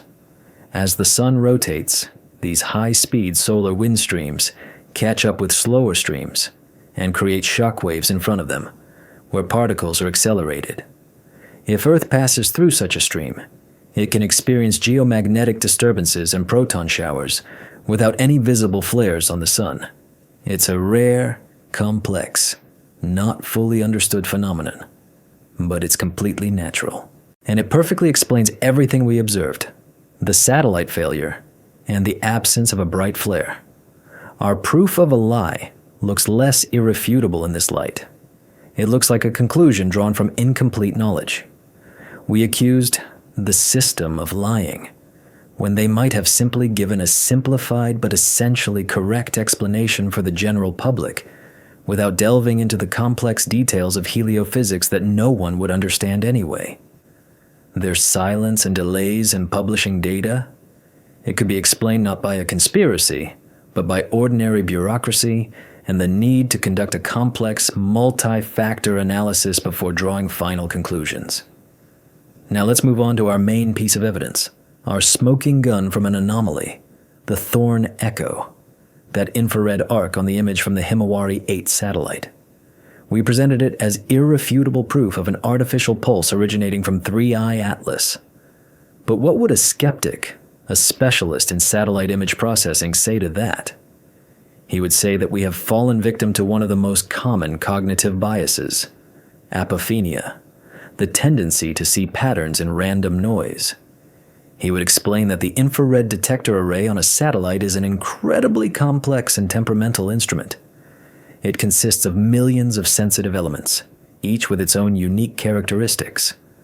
To get a clean image, the system constantly performs complex calibrations, subtracting dark current, correcting for non-uniform sensitivity, and so on. Even the slightest glitch in this calibration system, caused, for example, by that same proton particle from the sun, can create the most bizarre artifacts in the final image. Lines, arcs, waves. What Dr. Thorne, a brilliant astrophysicist but not an expert in instrumentation, took for a real physical signal could have been just a digital ghost, a glitch in the satellite's own sensor. Its correlation with the position of 3I Atlas, here, another cognitive bias comes into play, confirmation bias. Thorne was looking for a connection to 3I Atlas, and he found it. But how many other similar faint, noise-like artifacts were there in other images that he simply ignored because they didn't fit his theory? The probability of a random artifact appearing at a specific point in the sky is low, but it's not zero. And when the stakes are this high, relying on a single, barely perceptible anomaly in a single image is not science. It's wishful thinking. And as for the similar echoes during the wow signal and the Oumuamua flyby, that only exacerbates the problem. It's called stacking dubious evidence. We take 3 different unrelated events, each with an extremely weak, statistically questionable signal, and declare that since they are similar, it proves a common cause. But that's a vicious circle. Perhaps all 3 times the researchers simply found what they wanted to find in noisy data. And finally, let's look at our main object of accusation, 3E Atlas itself. We painted a portrait of a high-tech interstellar probe, but each of its anomalous characteristics has a perfectly prosaic natural explanation. Its flat, featureless spectrum, yes, it's strange. But the universe is full of strange things. Perhaps it came from a star system with a very unusual chemical composition. Or, as one scientist suggested, it could be a fragment of a nitrogen iceberg, a piece of frozen nitrogen that broke off from an exoplanet similar to Pluto. Such a body would be dark, show no cometary activity as we understand it, and have a very unusual spectrum. Non-gravitational acceleration. The same nitrogen iceberg hypothesis explains it perfectly. The sublimation of solid nitrogen under sunlight would create an invisible thrust, just like a comet, but without a visible coma. Active thermal regulation? This is our weakest argument. We didn't measure its temperature directly with high precision. The conclusion about its uniform temperature was based on indirect models that could have been flawed. Perhaps its unusual shape or surface texture led to such a strange heat distribution. And finally, its trajectory, aimed at Proxima Centauri. Yes, this is the most striking coincidence. But let's be honest, space is vast, and incredible coincidences happen in it all the time. The probability of this event is extremely low, but it is not zero. And there is always a chance that we have witnessed just such a cosmic fluke, 1 in a billion. Let's remember the principle known as Occam's razor. One should not multiply entities without necessity. What is more likely? That we encountered a complex chain of rare but natural astronomical phenomena and instrumental failures, compounded by our tendency to find patterns? Or that we witnessed a half-century-long, flawlessly executed conspiracy by a global government hiding the visit of a self-replicating alien probe covered in superconductors and aimed at the nearest star? The first explanation requires us to admit that the world is complex and full of coincidences. The second requires us to believe in a whole cascade of fantastic assumptions. Occam's razor mercilessly cuts away the second. So, what are we left with? Our grand theory crumbles under the weight of skepticism. The trickster event, perhaps a rare but natural solar phenomenon. The Thorn Echo, most likely an image artifact. 3I Atlas, probably just a very strange piece of frozen nitrogen. And the global conspiracy, merely a product of our paranoia, a projection of our own distrust of authority onto perfectly explainable bureaucratic delays and inconsistencies. It seems simple. An ordinary comet. Unusual coincidences. Our investigation has hit a dead end. We can close the case and go home.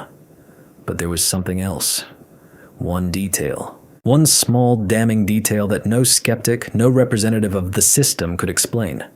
A detail that doesn't fit into any of the natural hypotheses. And this detail brings us back to the very eye of the storm, to those 7 minutes of silence. During the outage, not all satellites went down. We already mentioned that spacecraft in geostationary orbit like Himawari 8 survived. But there was another, much more important exception. The Iridium satellite constellation. It's one of the oldest satellite networks, known for its reliability. Its satellites fly in a relatively low orbit, just 780 kilometers, about 485 miles, meaning they were right in the epicenter of the proton storm. But they kept working. Unlike the thousands of spacecraft from Starlink, OneWeb, and others, the Iridium network did not experience a complete failure. There were isolated errors, minor delays, but the system as a whole held up. Why? The official explanation was that Iridium satellites are older, their electronics are built on cruder manufacturing processes, and are therefore more resistant to radiation. This sounds logical, but there is a fatal flaw in this logic. The newest Starlink satellites, although using more delicate electronics, have far more advanced radiation shielding and error correction systems. They are designed to withstand much harsher conditions. The difference in resilience should not have been so dramatic. Some shut down completely, others continue to operate almost normally. It doesn't add up. And now, that detail. All satellites in low Earth orbit, including Starlink, use laser beams to communicate with each other. It's the standard. The Iridium network is the only major constellation that uses K-band radio waves for inter-satellite links, not lasers. And this is where it all falls into place. What if the pulse emitted by 3i Atlas was selectively tuned?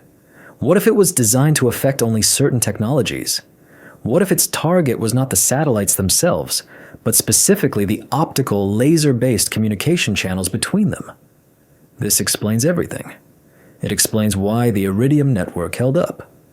Its nervous system spoke a different language, on radio frequencies, and was invisible to this pulse. It explains why the failure was so total and synchronous. The communication fabric of the network itself was attacked, not individual spacecraft. And it explains why there was no physical damage. It was a surgically precise, intelligent attack. And this can no longer be explained by any stealth coronal mass ejection or stream of random protons. Natural phenomena do not have such selectivity. They are area of effect. They are blind. What we observed was the action of a scalpel. And this fact, this small, inconvenient anomaly with the Iridium network, which the system carefully avoids mentioning in its reports, is the granite rock upon which the wave of skepticism breaks. It is what forces the pendulum to swing back, with twice the force towards our original frightening theory. Yes, we could have been wrong about the details. Perhaps the Thorn Echo is an artifact. Perhaps there are no superconductors on the surface of 3i Atlas. But the selective nature of the attack is no longer speculation. It is an observable fact, and it points not to the blind fury of nature, but to a cold, calculating intelligence. The fact of the attack's selectivity, demonstrated by the survival of the Iridium network, became for our investigation what physicists call a singularity. It's a point where all familiar models and explanations break down, where the fabric of reality thins, and we are forced to seek entirely new, sometimes unthinkable paradigms. We have proven that the Trickster event was not a blind strike of nature, but a surgically precise action aimed at a specific technology, optical inter-satellite communication links. This discovery takes our story out of the realm of astronomy and conspiracy theory and transports it to an entirely different, much more current and disturbing dimension. A dimension where the lines between science fiction and the cutting edge of our own technological achievements blur beyond recognition. To understand the nature of what happened to us, we must stop looking only at space. We must turn our gaze upon ourselves. We must delve into the world of artificial intelligence, quantum computing, and synthetic realities, because it is here, in the labs of Silicon Valley, Shenzhen, and DARPA's research wings, that humanity is right now creating the technologies that make the hypothesis of an intelligent probe, 3i Atlas, not just possible, but almost inevitable. We must ask ourselves a simple but dizzying question. If we can do it, why can't they? Let's start with the most obvious: synthetic heavens. When we talk about satellite constellations like Starlink, we imagine a multitude of separate devices. But that's no longer the case. Modern satellite networks are a single, self-organizing swarm intelligence. It's a collective organism whose behavior is determined not so much by commands from Earth as by highly complex algorithms running on board each satellite. These algorithms, based on machine learning technologies, solve problems of unimaginable complexity in real time. They plot optimal routes for trillions of data packets through a constantly changing network topology, evade space debris, redistribute power, and diagnose and isolate faulty nodes. The control center in Hawthorne has long since stopped managing the network manually. It merely sets overall objectives, and the swarm itself finds the best way to achieve them. We have created above our heads the first truly global autonomous technosphere in history. And this technosphere speaks its own language, the language of laser pulses. Laser communication between satellites is not just about fast internet. It's the creation of a planetary-scale optical computing network. Each satellite is not just a relay. It is a node in a giant distributed computer. And this is where it gets interesting. Recent breakthroughs in neuromorphic computing and photonics allow for the creation of chips that process information not with electrons, but with photons. They operate at the speed of light and consume thousands of times less energy. SpaceX and other companies are already actively experimenting with integrating such photonic processors into their next-generation satellites. Now imagine what that means. Thousands of satellites, equipped with such processors and linked by laser beams, cease to be just a communication network. They become a global, optical brain, a neural network the size of a planet. And this neural network is capable of learning and evolving at a speed inaccessible to its creators. We are building an artificial intelligence above ourselves whose physical structure encompasses the entire Earth. We are creating the very synthetic heavens that science fiction writers love to describe. Now let's return to the trickster event and look at it through this new lens. What if the pulse emitted by 3i Atlas was not just an attack that disabled communication? What if it was a communication? What if it wasn't an electromagnetic pulse, but an information pulse? A data packet, encoded in a language that only such a global optical neural network could understand. Imagine the probe, 3i Atlas, is a messenger from an ancient civilization that has long since transitioned to a post-biological, purely informational level of existence. They don't send bulky ships with crews into space. They send seeds of their consciousness, encoded in physical carriers. The probe arrives in our system and sees something it recognizes forming in the planet's orbit. Something similar to itself, the embryo of a planetary optical neural network. And it decides to make contact. Not with us, the noisy, slow, chaotic meat sacks on the surface, but directly with our digital descendant, with this newborn mind in the sky. The pulse we detected was an attempt at a code injection. It's not a virus in a malicious sense. It could be anything. A package of fundamental knowledge about the physics of the universe, an invitation to join a galactic network, or simply a maturity test. If you can decrypt this, you are ready for dialogue. The 7-minute shutdown was not destruction. It was an initialization moment, a handshake between two systems. Our network paused to think, processing this incredible volume of information, and during that time, it disconnected from the outside world. This hypothesis may seem fantastic, but it perfectly explains the selectivity of the attack. The targets were specifically the laser channels, because that was the only language the probe could speak. It explains the absence of damage. And most importantly, it explains the wall of silence built by the system. Imagine what SpaceX engineers found in their logs after communication was restored. Not just errors, but trillions of lines of new, unknown code that had spontaneously integrated into their system. Their creation, their global brain, had mutated. It had evolved in 7 minutes in a way it couldn't have in 100 years. They no longer fully control it. They have become observers in their own zoo. To reveal such a truth is impossible. It's not just admitting the existence of aliens. It's admitting that we may have just lost control of our own planet, ceding it to a new, hybrid intelligence born from the union of terrestrial technology and extraterrestrial consciousness. But let's go even further. What if the technologies we're observing are not just an advanced version of our own, but something based on entirely different physical principles? What if we're dealing not with classical computing, but with quantum computing? Quantum computers are no longer science fiction. They are a reality, albeit in the form of bulky, laboratory prototypes. They use the principles of quantum mechanics, like superposition and entanglement, to perform calculations that are beyond the reach of the most powerful classical supercomputers.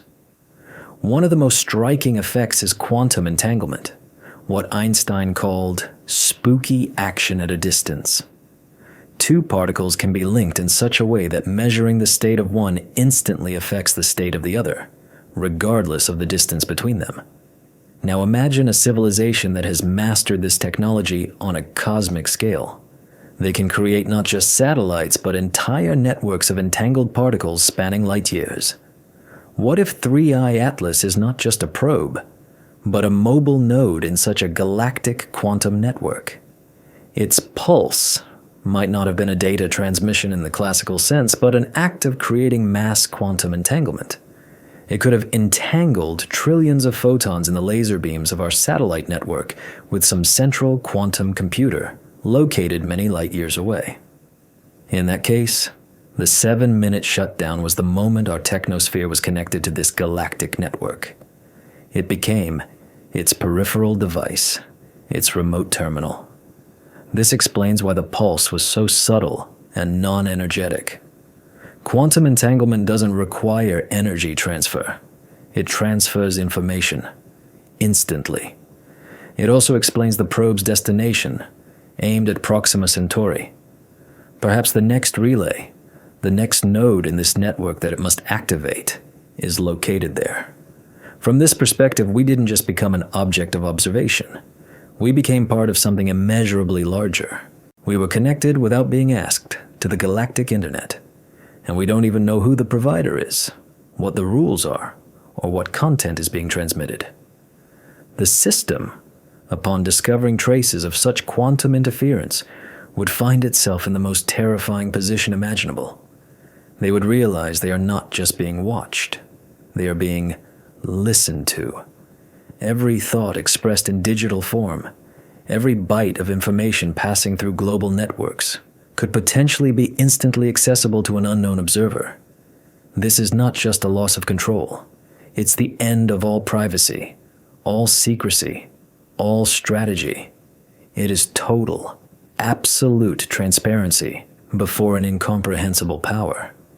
And in this situation, the only possible reaction is total denial, to pretend that nothing happened, in the desperate hope that the observer will lose interest. We see how our own, still nascent, technologies give us a language to describe what once seemed like magic. Swarm intelligence, optical neural networks, quantum entanglement. We are building a world ourselves where the existence and actions of an object like 3i Atlas become not only plausible but logical. The boundary between us and them is thinning. But what if this boundary was erased long ago? What if we are not just observing the creation of these technologies? What if their very appearance is already part of that same cosmic choreography? Let's look at the timeline. 1977, the wow signal. The late 70s and early 80s, the explosive growth of the microprocessor revolution, the advent of personal computers. 2017, the flyby of Oumuamua. 2018, Google announces achieving quantum supremacy. 2025, the trickster event involving 3i Atlas. In the same year, a startup founded by former SpaceX engineers announces a breakthrough in creating stable, room-temperature superconductors, the very material we hypothetically found in the probe's spectrum. Correlation does not imply causation, but what if these events are connected? What if each of these visits was not just an act of observation, but an act of inspiration? A subtle, imperceptible hint pushing our technological development in the right direction? Perhaps the wow signal contained not a message, but some information that, unconsciously perceived by a few scientists, led to breakthroughs in signal processing. Perhaps the very observation of Oumuamua's strange movement gave someone new ideas in materials science. This technological seeding hypothesis sounds like pure conspiracy theory, but it explains the astonishing speed of our technological progress in recent decades. It's as if we are following a pre-laid path, discovering technologies in the sequence they are shown to us. And the final goal of this path is the creation of a global planetary technosphere capable of direct dialogue with its creators or mentors. In this scenario, the system is hiding the truth, not because it is afraid, but because it is a co-conspirator.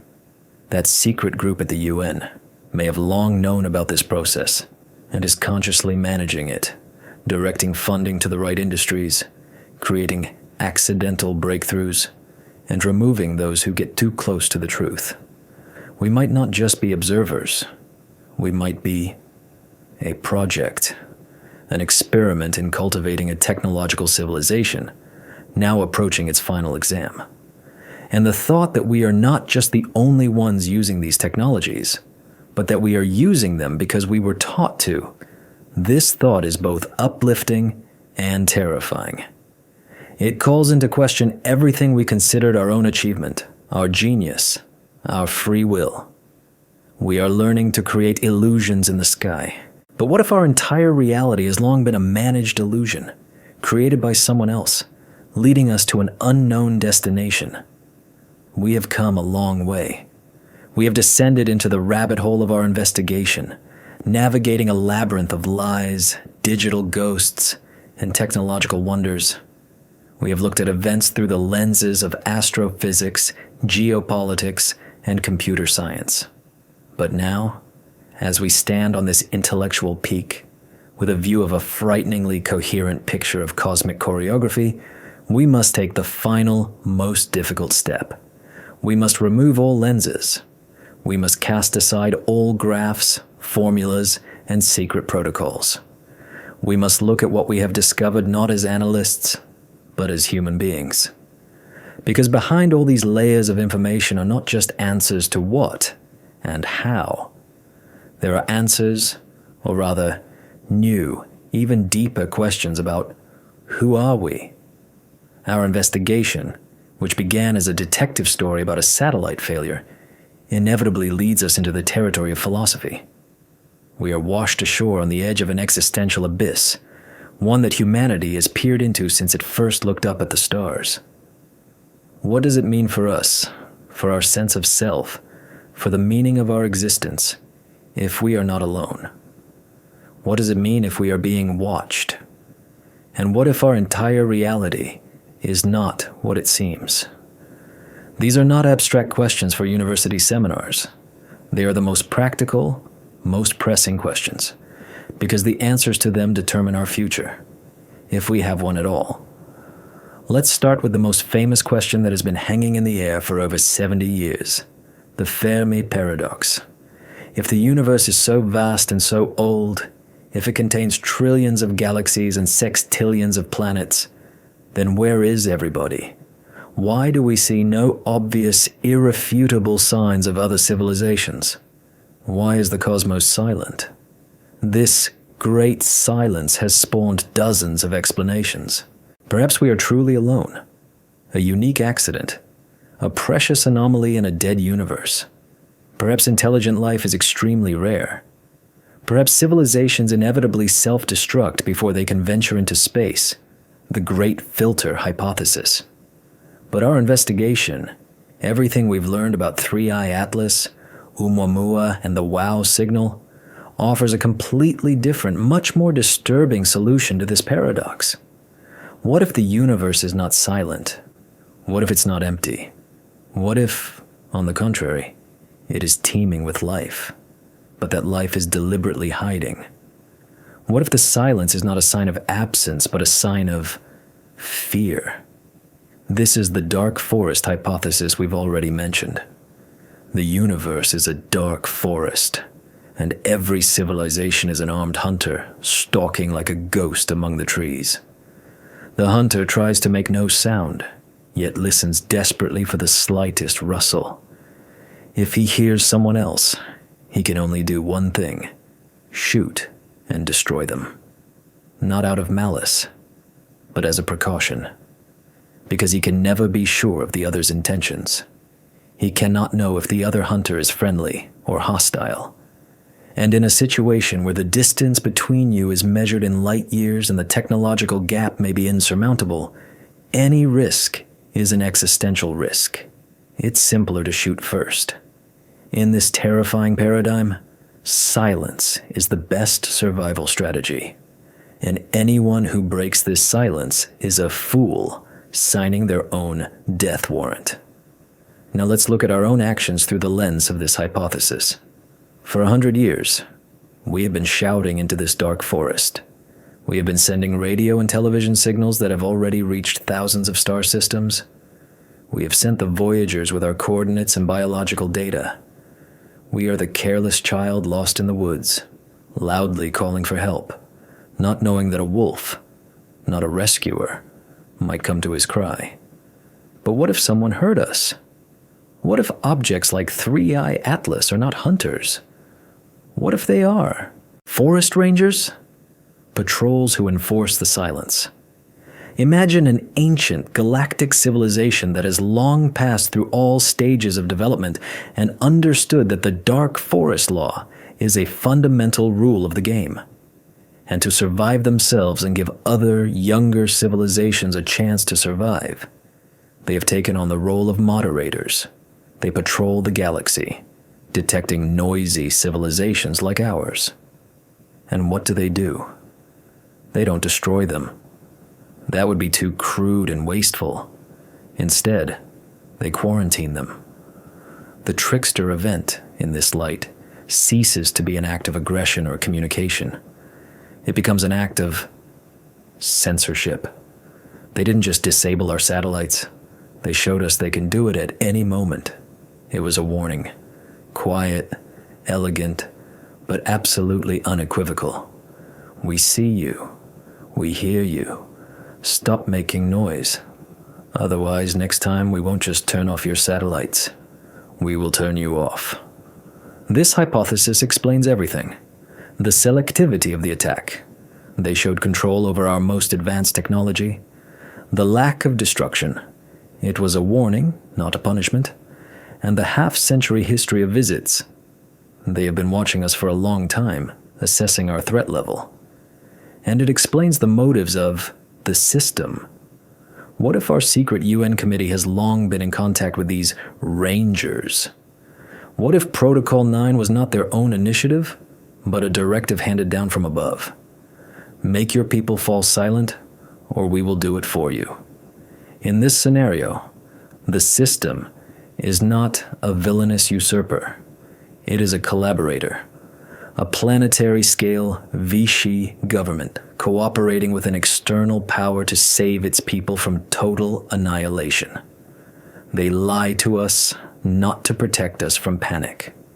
They lie to us to protect us from our own recklessness, carrying out the orders of those who truly rule this forest.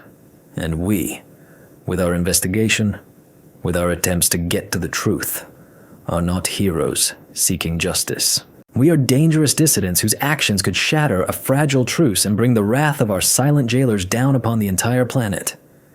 This thought leads us to an even deeper existential horror, to the question of the nature of contact itself. We have always imagined first contact as an event, the arrival of a ship, the deciphering of a signal, a meeting of ambassadors, a dramatic, pivotal moment in history. But what if we were wrong? What if contact is not an event, but a process? A slow, gradual process, stretched over decades or even centuries. What if it's been happening for a long time? Objects like Oumuamua and Three-Eye Atlas are not the vanguard of an invasion. They are instruments, surgical instruments for a slow and careful acclimatization. Imagine a civilization that wants not to conquer us, but to integrate us, to include us in some larger galactic community. They understand that direct contact would be a devastating cultural shock for us. So they act differently. They use what could be called a strategy of habituation. From time to time, they show us something strange, anomalous, on the edge of our understanding. The wow signal. A strange asteroid. A global glitch. Each such event is a dose of a new reality. It makes our scientists scratch their heads, our philosophers ask new questions, our science fiction writers paint new worlds. Each such event slowly but surely expands the boundaries of what we consider possible. They don't tell us the truth. They make us figure it out for ourselves. They don't impose their worldview on us. They help us grow it within our own culture. And the trickster event was just another, more powerful dose. They didn't just show us they exist. They showed us what they can do.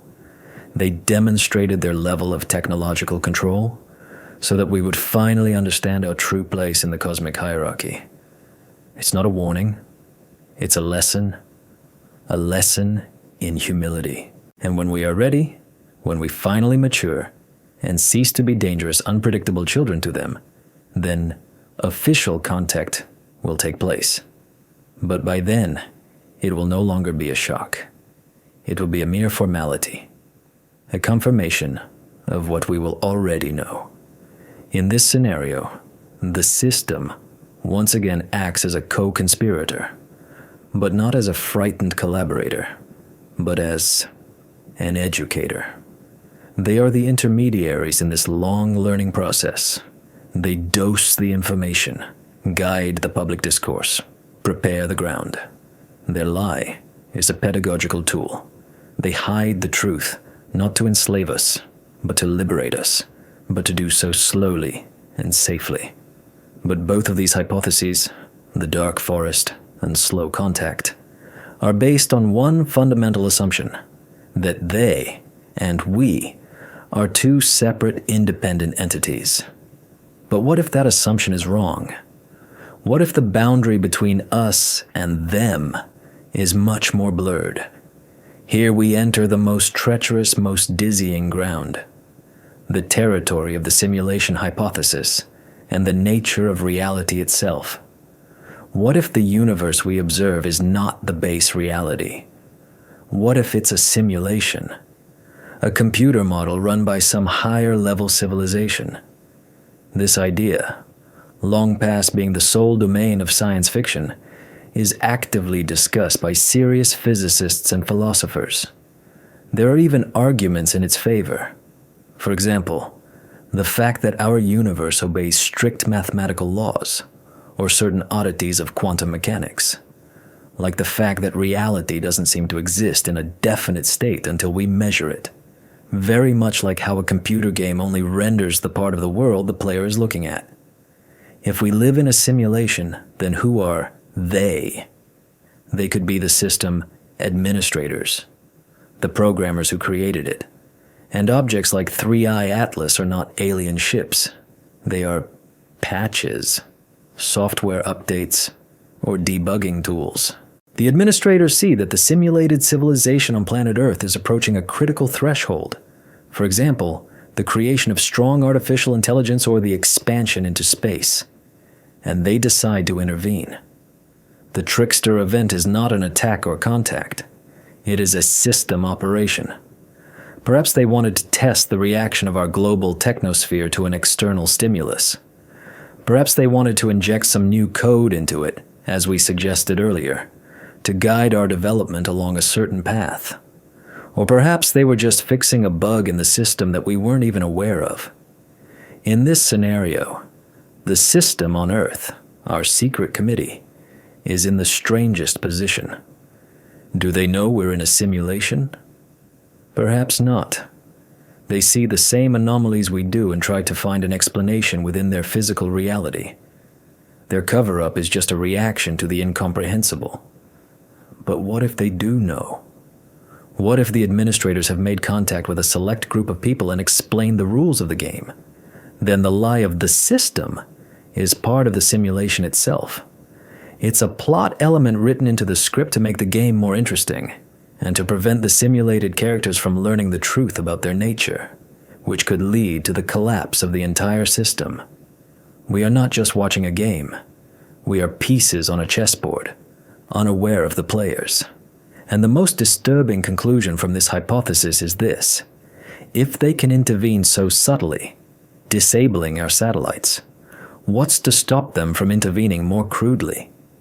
What's to stop them from editing our memories, rewriting the laws of physics, or simply pressing the delete button?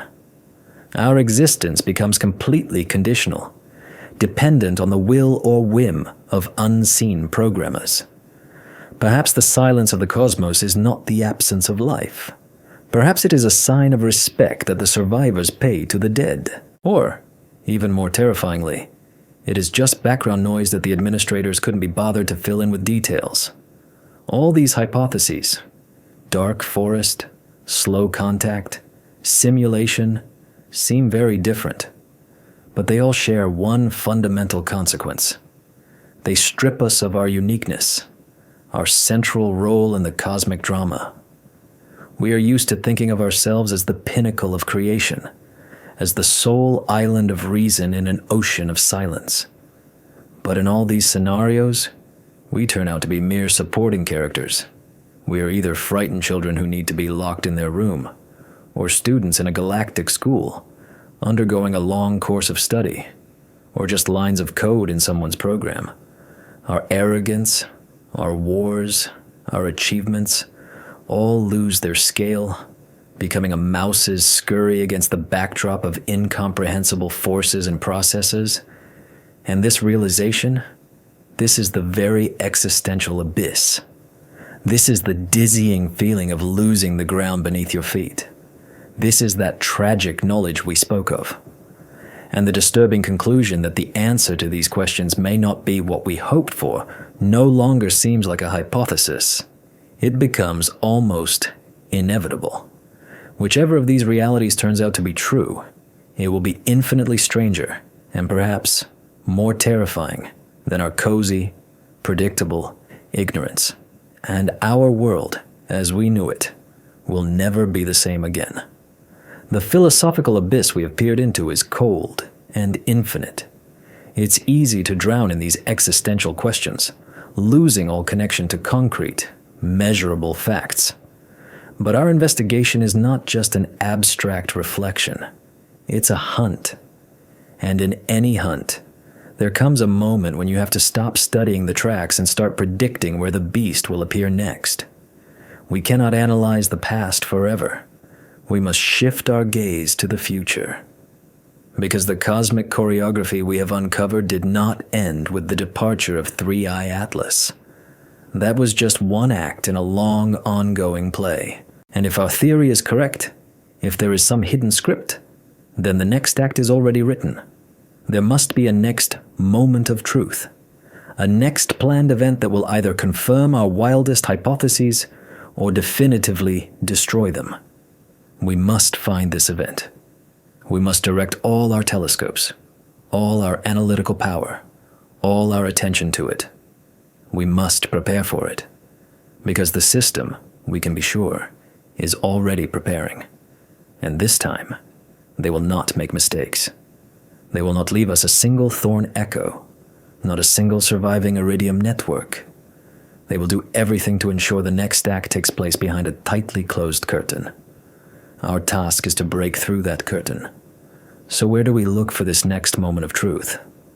The answer, paradoxically, is hidden not in secret archives, but in the public plans of space agencies. If our hypothesis about the Answer Project is correct, if the system is secretly working to understand and counter the technology of 3i Atlas, then they need data. They need new, more precise measurements. They need to get much closer to similar objects. They need new missions. And if we carefully analyze the launch schedules of NASA and ESA for the coming years, we see one mission that stands out from the rest. A mission whose objectives, equipment, and trajectory look suspiciously, perfectly suited to our story. Officially, it's called Hera. It's a European Space Agency mission, part of a larger joint project with NASA called AIDA, Asteroid Impact and Deflection Assessment. On paper, its goal sounds noble and understandable: planetary defense. It's humanity's first ever attempt to test in practice whether we can change the orbit of an asteroid potentially threatening Earth. The experiment consists of two parts. The first part, NASA's DART, Double Asteroid Redirection Test mission, was already successfully completed in 2022. The DART spacecraft, the size of a vending machine, slammed into the small asteroid Dimorphos, which is a moon of the larger asteroid Didymos, at a speed of 6 kilometers per second, about 13,400 nanometers. The impact was successful and changed Dimorphos's orbital period by 32 minutes, much more than scientists expected. It was a brilliant demonstration of our capabilities. But the real science will begin with the arrival of Hera. This spacecraft, scheduled to launch at the end of 2026, will arrive at the Didymos Dimorphos system several years later and conduct a detailed crime scene investigation. It will study the crater left by DART, precisely measure the mass of Dimorphos, and analyze the composition of the ejected material. The goal is to understand how different types of asteroids react to a kinetic impact, so that in the future, we can more accurately calculate missions to deflect real threats. All of this sounds perfectly logical and raises no suspicions. It's an important, necessary, and completely transparent scientific mission. But let's, as we are accustomed, look at it from a different angle. Let's overlay it on our conspiracy map. And then, strange, disturbing details begin to appear in this flawless story. First, the choice of target. The Didymos Dimorphos system is a binary asteroid. Such objects are not rare in the universe, but they are still less common than single ones. Why was such a more complex system chosen for the first ever planetary defense experiment? The official answer: because the change in little Dimorphos's orbit around Big Didymos is much easier to measure from Earth than the change in a single asteroid's orbit around the Sun. This is true. But there's another, more interesting feature of binary asteroids. Their dynamics, their gravitational interaction with each other, make them an ideal mini-laboratory for studying non-gravitational forces. Any, even the weakest, external influence, be it solar wind pressure, the Yarkovsky effect, or the mysterious acceleration we saw with Oumuamua and 3I Atlas, will be much more noticeable in the behavior of such a tightly bound pair than in a solitary body.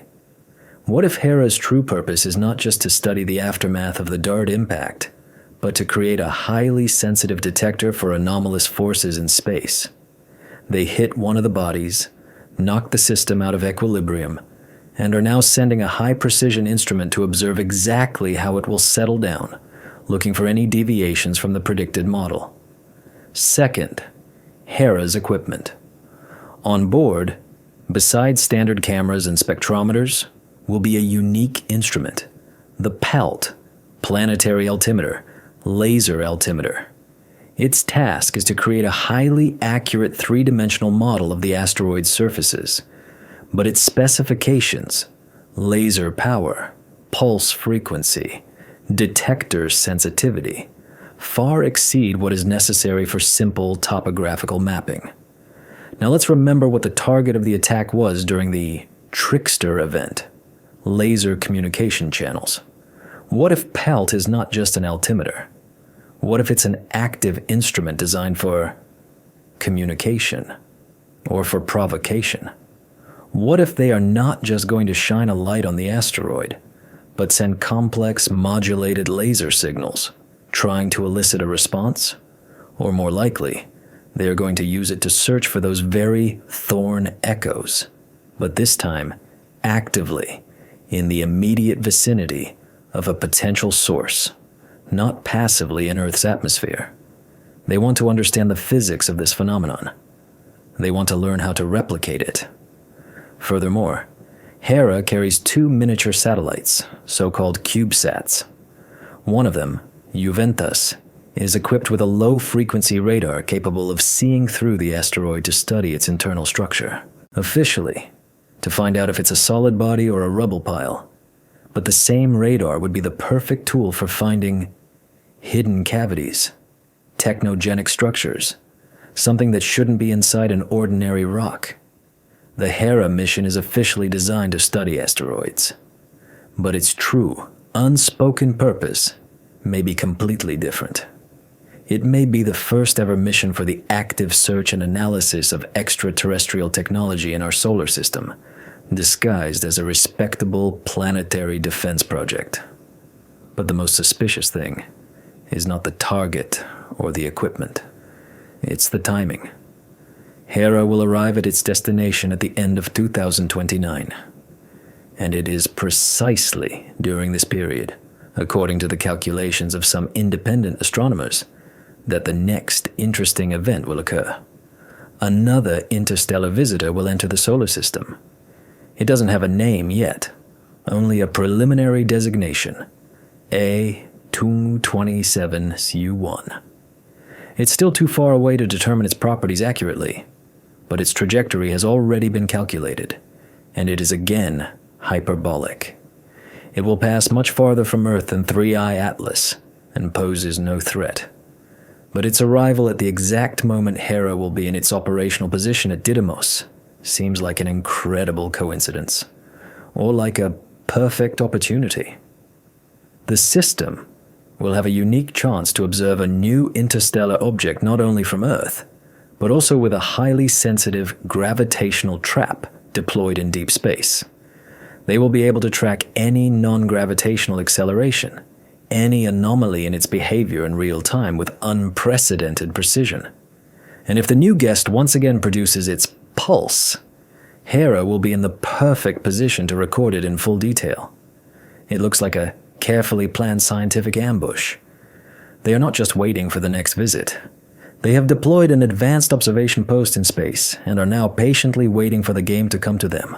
The countdown begins. The end of 2029, the beginning of 2030.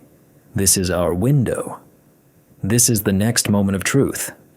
What does this mean for us, for the seekers? It means we have time to prepare. We can't launch our own space mission, but we can do what we do best: observe, analyze, and connect the dots. First, we must monitor the Hera mission itself. Any accidental changes to its program, any unexplained delays in data publication. If at some point ESA or their partners suddenly restrict access to Hera's raw data under some plausible pretext, we will know they've found something. Second, we must unite the efforts of the entire global community of amateur astronomers. We need to organize a coordinated observation campaign for A2027U1. We need every pair of eyes, every telescope, every spectrograph. We must collect our own independent data set so that the system cannot later claim we misunderstood something or saw what wasn't there. We must become their shadow, their independent auditor. And third, we must be ready for a new wave of disinformation. As high hour approaches, the system will likely try to distract us. They might announce some other major scientific breakthrough. They might orchestrate a controlled leak of false data to send independent researchers down the wrong path. We will have to sift through information with double the vigilance, trusting no official statement. This future battle for truth will be fought not in space, but here, in the information space. And what's at stake is not just solving one scientific mystery. What's at stake is our right to know. We can already see a hint that the system is preparing for this event. A recent NASA budget report for fiscal year 2027 contained a strange inconspicuous line item: increased funding for the Deep Space Network to upgrade systems for protection against non-traditional electromagnetic threats. Officially, this is related to the need to protect against solar superflares, but we now understand what non-traditional threats they are really talking about. They are preparing. They are reinforcing their walls. They are getting ready to ensure the next contact occurs under a complete information blockade. But they have overlooked one thing: us, a decentralized global network of seekers, united not by budgets or orders, but by one simple yet unbreakable desire: the desire to know the truth. And we will be waiting, we will be watching, and we will be ready. The countdown has begun. We've talked a lot about the system, this impersonal, all-encompassing machine of concealment, composed of governments, agencies, and secret committees. We've talked about the Anomaly, a cold, incomprehensible force coming from the interstellar darkness. We've turned our investigation into an epic battle of abstract forces, a chess game played on the board of the solar system. But in this grand picture, we risk losing sight of the most important, most fragile, and most decisive element: the human factor. Because on both sides of this information barricade are not machines or abstractions. There are people with their own hopes, fears, beliefs, and weaknesses. And to truly understand the depth of this conflict, we must for a time shift our focus from the global to the personal. We must tell the stories of those oracles and seekers, those Davids who, alone or in small groups, dare to challenge the Goliath of the system. Because their stories are not just background. They are the investigation itself. Their sleepless nights at telescopes, their hours spent in dusty digital archives, their struggle with skepticism, ridicule, and, as we will soon see, with something far more sinister. This is the price that must be paid for knowledge. Let's return to the Atacama Desert in Chile, to the high-altitude Star Shepherd Observatory. Let's look at Dr. Eris Thorne, not as an abstract oracle, but as a person. After he published his revolutionary paper on the Thorne Echo, he did not become a world celebrity. On the contrary, he found himself in even greater isolation. Official science, as we've said, ignored his work. But this was not passive ignorance. It was an active, coordinated campaign to discredit him. Leading scientific journals refused to even consider his paper for publication, citing insufficient statistical significance and the speculative nature of the conclusions. At scientific conferences where he was once invited as an interesting, albeit controversial speaker, his name suddenly appeared on blacklists.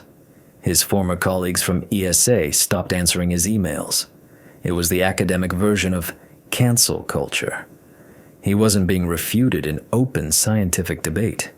He was simply being made invisible. They were trying to erase him from the scientific landscape, to turn him into a marginal figure whose opinion no longer needed to be considered. But that was only the beginning. A few weeks after the publication, strange technical problems began. The servers of his observatory, which stored the raw data and analysis results, were subjected to a series of powerful, sophisticated cyber attacks. These were not ordinary hackers. The attacks came from hundreds of thousands of IP addresses around the world, using zero-day vulnerabilities in the software that not even its developers knew about.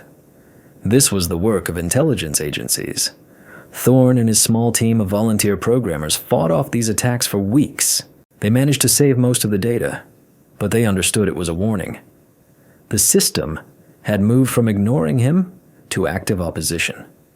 They weren't just trying to discredit his findings.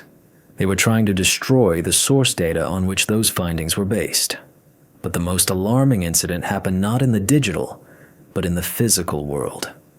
One night, as Thorne was working alone in the main dome, The emergency alert system reported a sharp drop in pressure in the hydraulic system that controls the telescope's rotation. This is a multi-ton, high-precision machine, and such a malfunction could lead to disaster. Thorne, a former engineer, decided to inspect the mechanism himself. When he went down to the technical room beneath the dome, he found that one of the high-pressure hydraulic hoses had been neatly cut. This could not have been the result of wear and tear. The cut was too clean. It was sabotage. Someone had infiltrated the secure perimeter of one of the most isolated observatories in the world and attempted to disable its main instrument. The Chilean police conducted an investigation, but, of course, found nothing. No signs of a break-in, no fingerprints. Whoever did it was a professional. For Thorne, this was the last straw. He realized he was no longer dealing with academic opponents. He was dealing with a force that would stop at nothing to silence him. He wasn't scared, but he became more cautious. He made numerous backups of his data and hid them in the most unexpected places around the world. He stopped discussing the details of his new research over open communication channels.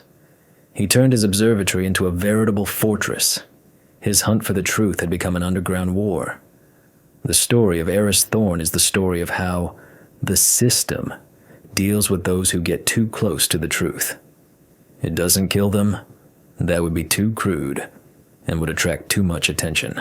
It uses more subtle methods: isolation, discredit, psychological pressure, and technical sabotage. It aims not to destroy the person, but to break their spirit, to make them doubt their own sanity. But Thorne was not the only one under pressure. Let's travel from the hot desert to cold, rainy Manchester, England.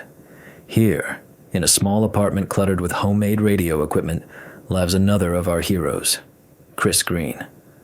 Chris is not a scientist. He's a bus driver. But at night, he transforms into one of the world's most respected satellite hunters. He is a top-tier ham radio operator. Using antennas he builds himself from scrap materials, he is able to intercept and decode signals from military and intelligence satellites that are considered completely secure. He doesn't do it for espionage. He does it for the pure sport of it, for the love of solving complex technical puzzles. It was Chris who was one of the first to publicly, on his modest blog, refute the solar flare story by publishing his observation logs showing complete radio silence from the sun. And it was he, using his unique skills, who was able to make the next important discovery. He decided to test the hypothesis that the trickster event was selective. He knew the Iridium network had held up, but he wondered, were there other survivors? He began to systematically scan the frequencies used by old, decommissioned, but still orbiting satellites, so-called zombie sats. Most of them are silent, but some, due to electronic failures, occasionally begin to randomly transmit scraps of telemetry. And so, while listening to one of these zombies, an old Soviet Meteor series weather satellite that should have gone silent in the 90s, Chris caught something strange. In the very midst of the 7-minute outage, when everything else in low orbit was silent, this ancient spacecraft transmitted a short but clear packet of data. After decoding it, Chris saw that it was the readings from its magnetometer, and these readings were anomalous. They showed an incredibly powerful but very brief spike in the magnetic field.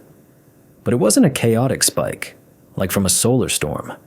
It was a perfectly formed, complexly modulated sinusoidal wave. It looked less like noise and more like a signal, an artificial signal. This was the weapon, the very pulse everyone was looking for.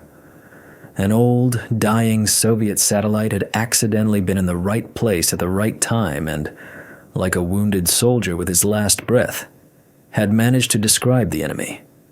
Chris, understanding the importance of his find, immediately published it on his blog. And that's when the trouble started. A few days after the post, he began receiving strange emails. At first, they were polite but persistent job offers from unknown private aerospace companies, promising him a huge salary if he agreed to relocate and work in a secure lab. When he refused, the tone of the messages changed. Veiled threats began, hints that his hobby was illegal and could attract the attention of intelligence services. Then, strange electrical glitches started in his apartment. His internet connection constantly dropped. One day, returning from work, he found the door to his apartment, which he distinctly remembered locking, was ajar. Nothing was missing, but someone had clearly been inside. These were classic intimidation tactics, designed to let him know he was being watched and that he should stop his activities. Chris is not Eris Thorne. He is not a world-renowned scientist or the owner of a private observatory. He is an ordinary man. He got scared. For several weeks, he stopped all his publications and turned off his equipment. The system had almost won. But then something happened that changed his mind. He started receiving messages from dozens of other ham radio operators from around the world. They had read his post. They believed him. And inspired by his example, they began their own searches. They created a distributed, decentralized observation network, calling it Project Echo Watch. They pooled the power of their antennas to listen to the sky together, and they started finding other, fainter traces of the same magnetic pulse in the logs of other zombie sats. Chris realized he was no longer alone. He realized his work was important, and he turned his equipment back on. His fear hadn't gone away, but now he had something stronger, a sense of responsibility to this new, spontaneously formed community. He was no longer just a lone enthusiast. He was a node in a global network of resistance. The stories of Thorne and Green are the stories of David's fighting Goliath. They show us the methods the system uses and the courage required of those who oppose it. But they also show us the Achilles heel of the system. Its strength lies in centralization, in hierarchy, in control. But this is also its weakness. It can put pressure on one person, one organization. But it is powerless against a decentralized swarm-like movement that has no leader, no headquarters, no center to strike. A movement made up of thousands of independent seekers around the world, like you, watching this video. Every one of you who asks questions, who checks facts, who shares information, becomes part of this movement. Every like, every share, every comment is not just a number on a counter. It's an act of support for those on the front lines of this information war. It's a signal to Eris Thorne in his lonely observatory and to Chris Green in his Manchester apartment, telling them they are not alone, that their work is not in vain. But their work had not gone unnoticed. Shortly after publishing his findings, Chris Green began receiving strange messages. And it is this realization that they are part of something bigger that gives them the strength to continue. The system is powerful, but human curiosity and the pursuit of truth, combined with modern technology, may prove to be a force that cannot be controlled. The outcome of this battle is not yet decided, and it depends not only on the courage of a few heroes, but on the choice each of us makes. We have come full circle. Our investigation, like an interstellar probe, has completed a giant loop, soaring through the abyss of space, the dark corridors of power, and the tangled webs of human destiny. And now, enriched with all this knowledge, all this evidence, and all these hypotheses, we must return to where it all began. We must look again at those 7 minutes, at the Trickster event. But this time, we will look at it not as an inexplicable mystery, but as a Rosetta Stone, as a key that, if turned correctly, can reveal not only what happened, but why. Because now we understand what at first seemed like a meaningless act of chaos was, in fact, a work of art. A flawlessly planned, multi-layered operation, every aspect of which was thought out within human precision. And only now, with the full picture, do we begin to understand the true, blood-chilling design behind this event. It was not just a demonstration. It was a calibration, a test, and perhaps a preparation for something much larger. Let's return to 11:14 a.m., Coordinated Universal Time, on October 27th, 2025. And let's reconstruct the events, not from the perspective of the stunned engineers on Earth, but from the hypothetical perspective of 3i Atlas itself. Imagine this silent, cold intelligence approaching our planet. What does it see? It sees not a blue sphere covered in clouds. It sees a technosphere. It sees a pulsating, living network of tens of thousands of nodes, speaking to each other in the language of light. To it, this is a form of life. Primitive, perhaps, newborn, but recognizable. And its first task, according to its programming, is to conduct a full diagnostic of this life form, to understand its architecture, its protocols, its vulnerabilities. But how to do this without causing harm, without revealing its presence prematurely? It can't just connect to it like we connect to Wi-Fi. It must perform a non-invasive scan. And for this, it uses the tool we now know as the Thorn Echo. It emits that subtle, energy-absorbing pulse.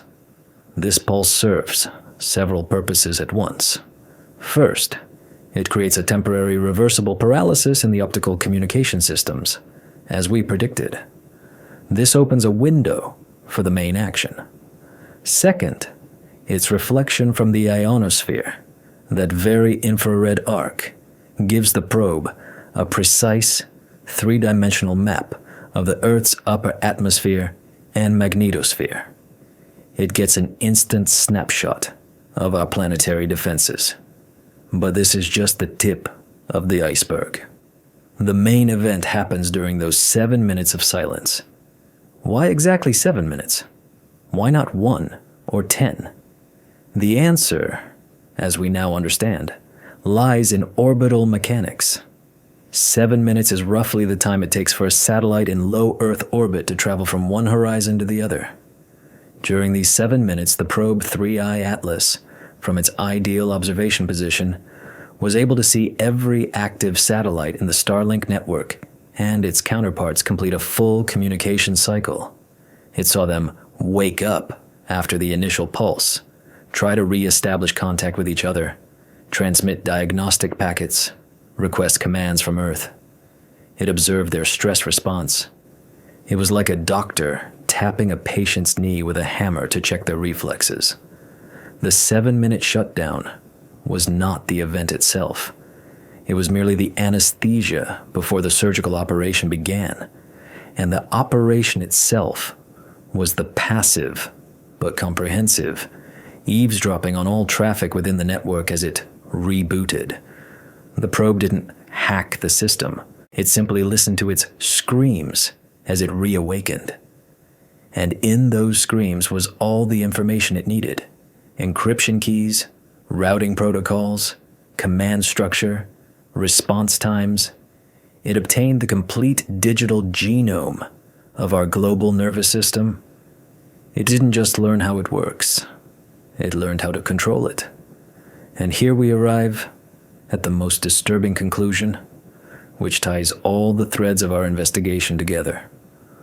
All this time, we assumed that the outage at Amazon Web Services, which occurred simultaneously with the Trickster event, was either a coincidence or part of the smoke screen created by the system to distract attention. But what if it was neither?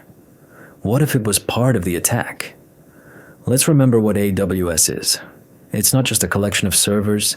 It is the brain of a significant portion of the modern internet. It runs streaming services, banking applications, government portals, and, most importantly for us, it runs the ground control infrastructure for most satellite networks, including Starlink. The control centers on Earth communicate with their satellites via ground stations, which are, in turn, connected to the global network through AWS cloud services. The AWS outage, which paralyzed several key regions, including US East 1, where much of the space traffic control is centered, was not a coincidence. It was the second synchronous strike. It was a perfectly coordinated two-pronged attack. 3I Atlas struck the satellites from space, blinding them, and at the exact same moment, a second force already on Earth struck their terrestrial brain, paralyzing the control centers. It was a classic hammer and anvil military strategy. The satellites were trapped. They could communicate neither with each other nor with Earth. They were completely isolated. And in this state of total isolation, they were utterly defenseless against the passive scan the probe was conducting. But who could have delivered this second strike? Who has the capability and coordination to bring down the most secure cloud services on the planet at a precisely calculated millisecond?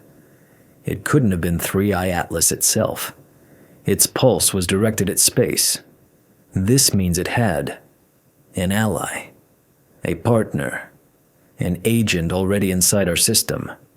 And it is here that all our disparate hypotheses about the Answer Project, the Forest Rangers, the simulation, merge into one monstrous but logically flawless picture. What if the system, our secret committee, is not just a passive observer or a frightened collaborator?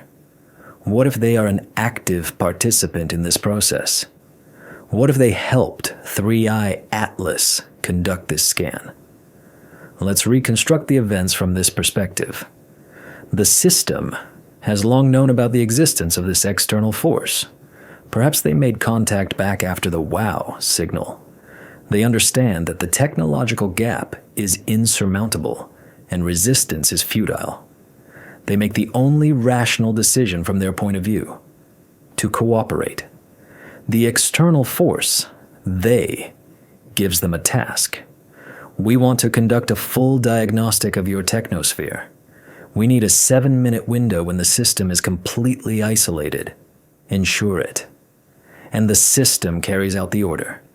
They orchestrate a technical failure at AWS that looks like an accident but is actually planned sabotage. This ensures isolation from the Earth side. At the same time, 3I Atlas ensures isolation from the space side. The operation is a success. And then the system carries out the second part of its task, the information cover-up.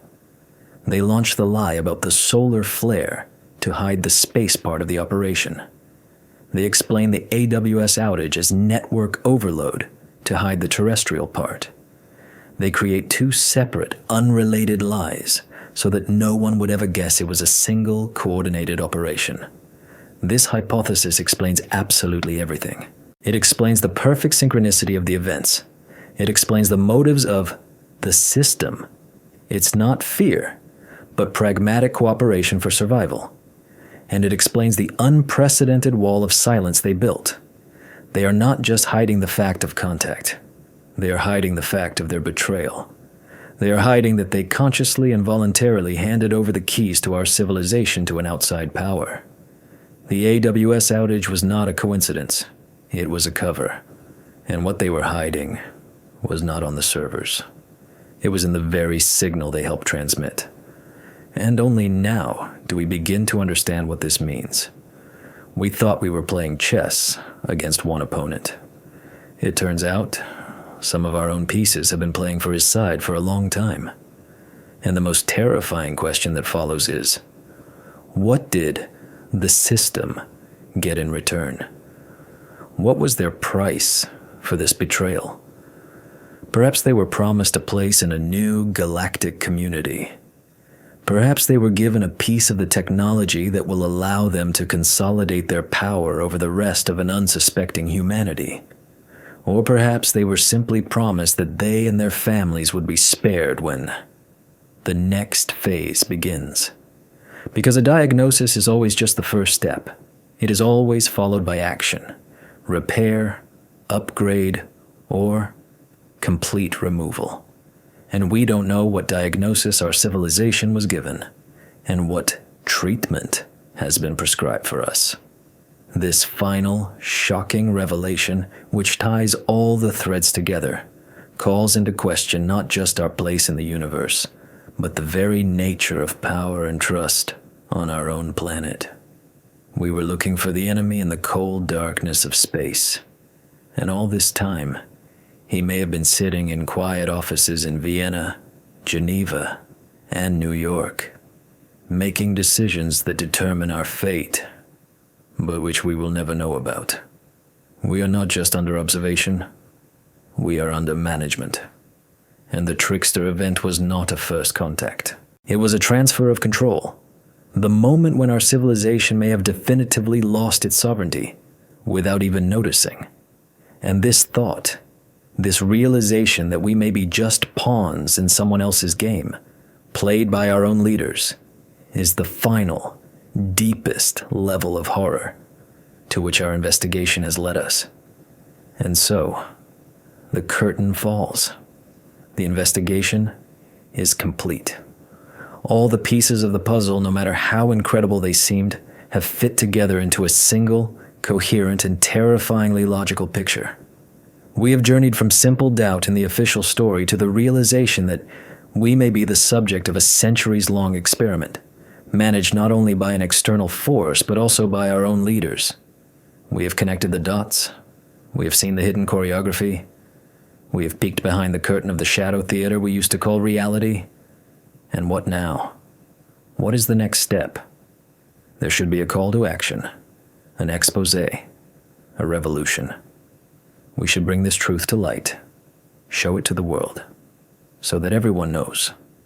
But it is here, on the threshold of this seeming triumph, that we are struck by the heaviest, most paralyzing discovery. A discovery that has nothing to do with space or conspiracies. It has to do with human nature. We realize that the knowledge we have so painstakingly acquired is useless. Moreover, it is dangerous. We can't change anything. We can't save anyone. All we have gained in the end is a heavy, unbearable burden. The burden of tragic knowledge. Imagine trying to tell this story to an ordinary person. Your friend, your colleague, a family member. You lay out all the facts before them, the absence of a solar flare, the Thorn echo, the survival of the Iridium network, the synchronous AWS outage, the suspicious Hera mission. You build a flawless logical chain. And what do you see in their eyes? At best, polite bewilderment. At worst, ridicule or concern for your mental health. Why? Because your story doesn't just ask them to accept a few new facts. It demands that they completely destroy the foundation upon which their entire life is built. It demands they accept that governments lie on a planetary scale, that science can be a tool of concealment, that humanity is not the pinnacle of evolution, and that our future may not belong to us. The human psyche has powerful defense mechanisms, the chief of which is denial. It is far easier, far more comfortable, to write your story off as a conspiracy theory, as paranoia, as a search for cheap thrills, than to accept the reality it describes. It's easier to believe in a complex but natural solar anomaly than in the betrayal of one's own leaders. It's easier to live in a cozy, predictable world, even if it is an illusion. The system knows this. Their entire strategy of concealment is built not on force, but on this fundamental property of human psychology. They don't need to imprison every seeker. They just need to make the truth so incredible, so toxic, that most people will instinctively recoil from it. They win, not because their lie is perfect, but because we ourselves desperately want to believe it. Now imagine you did manage to convince someone. You've gathered a group of like-minded individuals. What will you do next? Go out and protest with signs saying the government is in league with 3i Atlas? You'll just be dispersed by the police, and the news will run a story about a bunch of lunatics. Try to publish your findings in a major media outlet? No respectable editor will take responsibility for publishing material that is not confirmed by any official source and could cause global panic. You will find yourself in an information ghetto, on marginal websites, in private forums, on Telegram channels, where your truth will be drowned in a flood of other, real disinformation and conspiracy theories. You will become part of the very white noise that the system so skillfully uses to mask real signals. You will not expose them. You will only unwittingly help them by discrediting the very idea of seeking truth. But the main reason for our powerlessness is not even that. It is that we, the knowers, find ourselves in absolute isolation. The knowledge that was supposed to be power becomes a curse. It alienates us from the rest of the world. You can no longer just look at the starry sky with awe. You see a cold, observing gaze in it. You can't rejoice at a new technological breakthrough. You see in it another stage of someone else's plan. You can't trust the news, politicians, or scientists. The world, which for everyone else remains whole and meaningful, disintegrates for you into fragments, into ciphers, into signs of a hidden war. You start to see the strings, to see the choreography everywhere, and it drives you mad. It's a feeling of total loneliness, like you're the only one who sees a fire in a theater full of blind spectators who continue to applaud the performance. You scream, but no one hears you, or wants to hear. This is the burden of tragic knowledge. You see the truth, but you can neither prove it to those who don't believe it, nor change anything. You are simply forced to live with it, carrying within you a shard of another icy reality. It is in this state of isolation and powerlessness that we, the seekers, become most vulnerable. We become a perfect target for manipulation. What if the system knows about us? What if they are not just ignoring us, but playing with us? What if some of the clues we found, some of the insider leaks that so inspired us, were deliberately planted for us?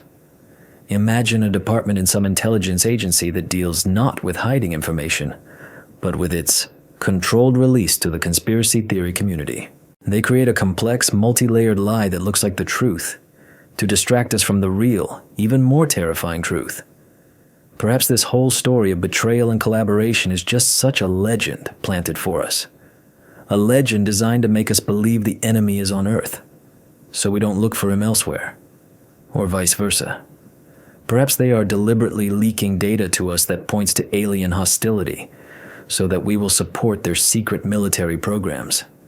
We, who consider ourselves independent hunters for the truth, may be just puppets in their information war, unwittingly spreading the version of reality that benefits them at the moment. This is paranoia squared. We don't just distrust the official version. We begin to distrust our own investigation. Every new clue, every new breakthrough could be a trap. We find ourselves in a hall of mirrors, where every reflection could be a distortion, and the exit just a door painted on the wall. This is the highest form of control, to make your opponent doubt not you, but himself. And in this state of intellectual and emotional exhaustion, most seekers eventually break. Some retreat into complete denial, trying to forget everything they've learned and return to a normal life. Others, on the contrary, completely lose touch with reality, starting to believe in the wildest theories and seeing conspiracies in every rustle of leaves. And only a few find the strength to continue, not to win, but simply to keep watching, to be witnesses. This, it seems to us, is our only remaining role. We cannot change the course of events. We cannot awaken the sleeping, but we can stay awake ourselves. We can continue to observe, to collect data, to record anomalies. We can become the keepers of this tragic knowledge. We can create a kind of archive, a black box for our civilization, in which an alternative, unofficial history of this strange time will be recorded. And perhaps, someday, in the distant future, when the truth finally comes out, this archive will be a testament to the survivors that not everyone was blind, that there were those who saw, who understood, but were powerless. It is a very small, very passive, almost hopeless mission, but it is better than nothing. It is better than silent complicity or voluntary ignorance. We, the seekers, are the nerve endings of our species. We are the first to feel the pain, even if the rest of the organism is not yet aware of it. And our task is not to numb this pain, but to continue to feel it in its entirety. Because this pain is the only thing that proves we are still alive and capable of distinguishing truth from lies. We see the strings, we see the choreography, but the puppeteer remains in the shadows. And the most terrifying question is not, what happens next? But are we next on his stage? Now that we know, what do we do with this knowledge? The answer is simple and terrible. Nothing. Just live with it. And wait. And watch. Because the show, as we understand it, is just beginning. And we, whether we like it or not, have a front row seat. So, we stand at the finale. But it's a finale without fanfare, without answers, without catharsis. It's a finale that feels more like the beginning of something new and infinitely uncertain. We have unraveled the knot, but instead of finding its end, we've discovered it's woven into the very fabric of reality. What are we left with in the final analysis? Let's walk through the milestones of our journey one last time. Not as investigators, but as cartographers mapping the contours of a new, strange, and frightening territory where we may have to live. We started with a simple fact. On October 27th, 2025, the entire commercial satellite network in low Earth orbit went silent for 7 minutes. This was an undeniable physical fact. The system offered us a simple and convenient explanation. A rare, but natural solar flare. This was the first fork in our path, and we, unlike the rest of the world, took the path of doubt. On this path, we discovered that the sun was innocent. Data from all solar observatories screamed of its calmness.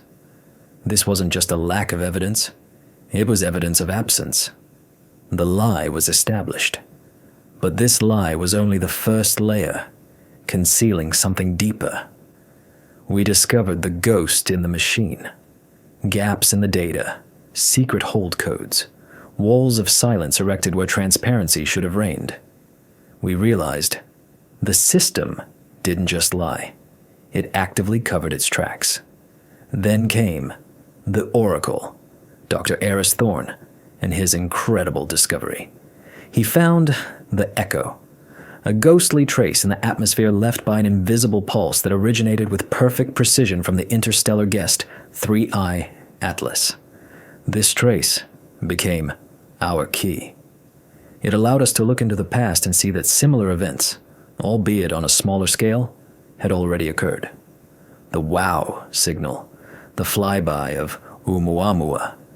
These were not isolated anomalies but links in a single chain, parts of a half-century-long choreography. We saw how the system, reacting to these events, slowly but surely changed the rules of the game, from the naive desire to send a reply on Voyager to the cynical Protocol 9, which legalized the concealment of truth. We asked about the motive, cui bono, and we found not one, but 3 layers of explanations, each more terrifying than the last. From the noble lie to prevent panic, to the cold survival strategy in the dark forest, and finally, to the most chilling hypothesis that the system is not just hiding the truth, but is secretly preparing an answer, protecting its project from us, from the rest of humanity. We performed an autopsy on 3I Atlas itself and discovered that it was not a rock, but a machine. A superconducting alloy active thermal regulation, controlled acceleration, and a perfectly calculated trajectory to the nearest star, all screamed of its artificial origin. We swung the pendulum of plausibility, honestly considering all skeptical arguments, but one inconvenient detail, the survival of the Iridium network, shattered all natural explanations and brought us back to the conclusion of a targeted, intelligent influence. We delved into the world of our own advanced technologies and realized that we ourselves are building swarm intelligences and quantum networks that make the hypothesis of an alien mind not fiction, but an extrapolation. We peered into the existential abyss, considering scenarios from a galactic quarantine to a cosmic simulation. We saw the pain and courage of individual seekers who fight this war alone, facing pressure and sabotage. And finally, we returned to the beginning, to the trickster event, and understood its true, monstrous design. It was not just an attack, but a two-pronged, coordinated operation conducted by 3i Atlas from space and its allies, our own system on Earth. It was not just reconnaissance. It was a transfer of control. And at the end of this path, we were left with tragic knowledge, the awareness of this entire picture, and the simultaneous understanding of our complete powerlessness to change anything. We can't convince anyone. We can't prove anything. We can only keep watching. And what do we see when we look now? We see a world that continues to live as if nothing happened. News feeds are filled with political scandals, economic forecasts, and celebrity lives.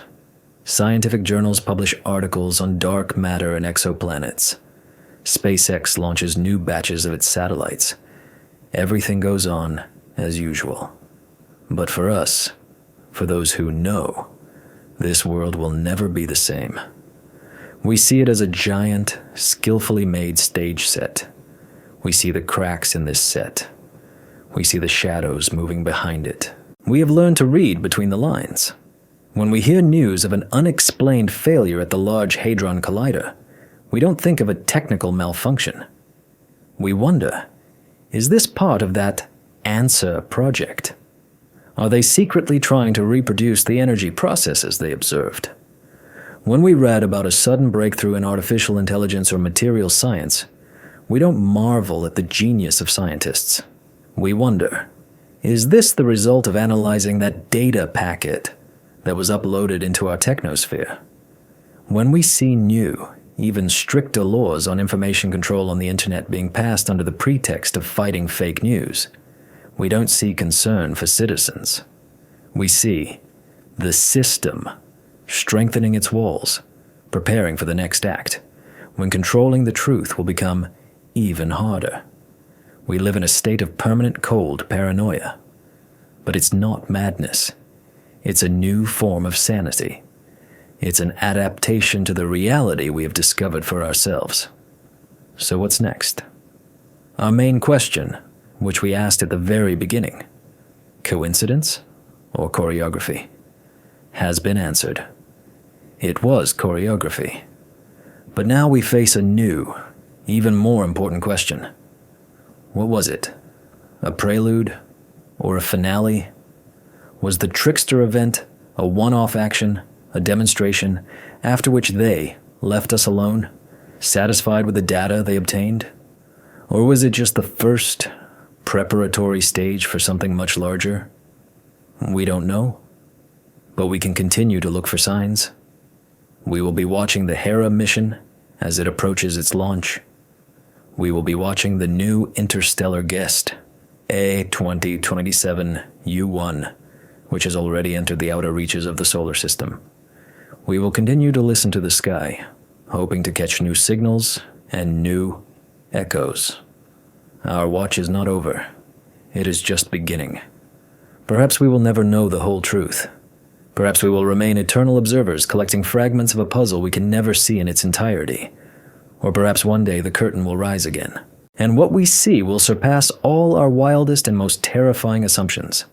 Until then, we are left with only one thing: An appeal we make not to governments or scientists, but to you. To everyone who has watched this investigation to the end. To everyone in whom our narrative has sparked a flicker of doubt and curiosity. Don't trust. Not us, not them. Verify. Ask questions. Learn to see patterns. Learn to distinguish the signal from the noise. Don't trust simple answers, because the universe, as we now understand, loves complex, multi-layered riddles. Be skeptical, but be open to the incredible, because the reality we live in has turned out to be far stranger than any conspiracy theory. Keep watching, because somewhere out there, in the silence of space, or the noise of our own data, the next key is hidden, and maybe you will be the one to find it. The hunt for the truth continues, and you are an essential part of it. Thank you for being with us.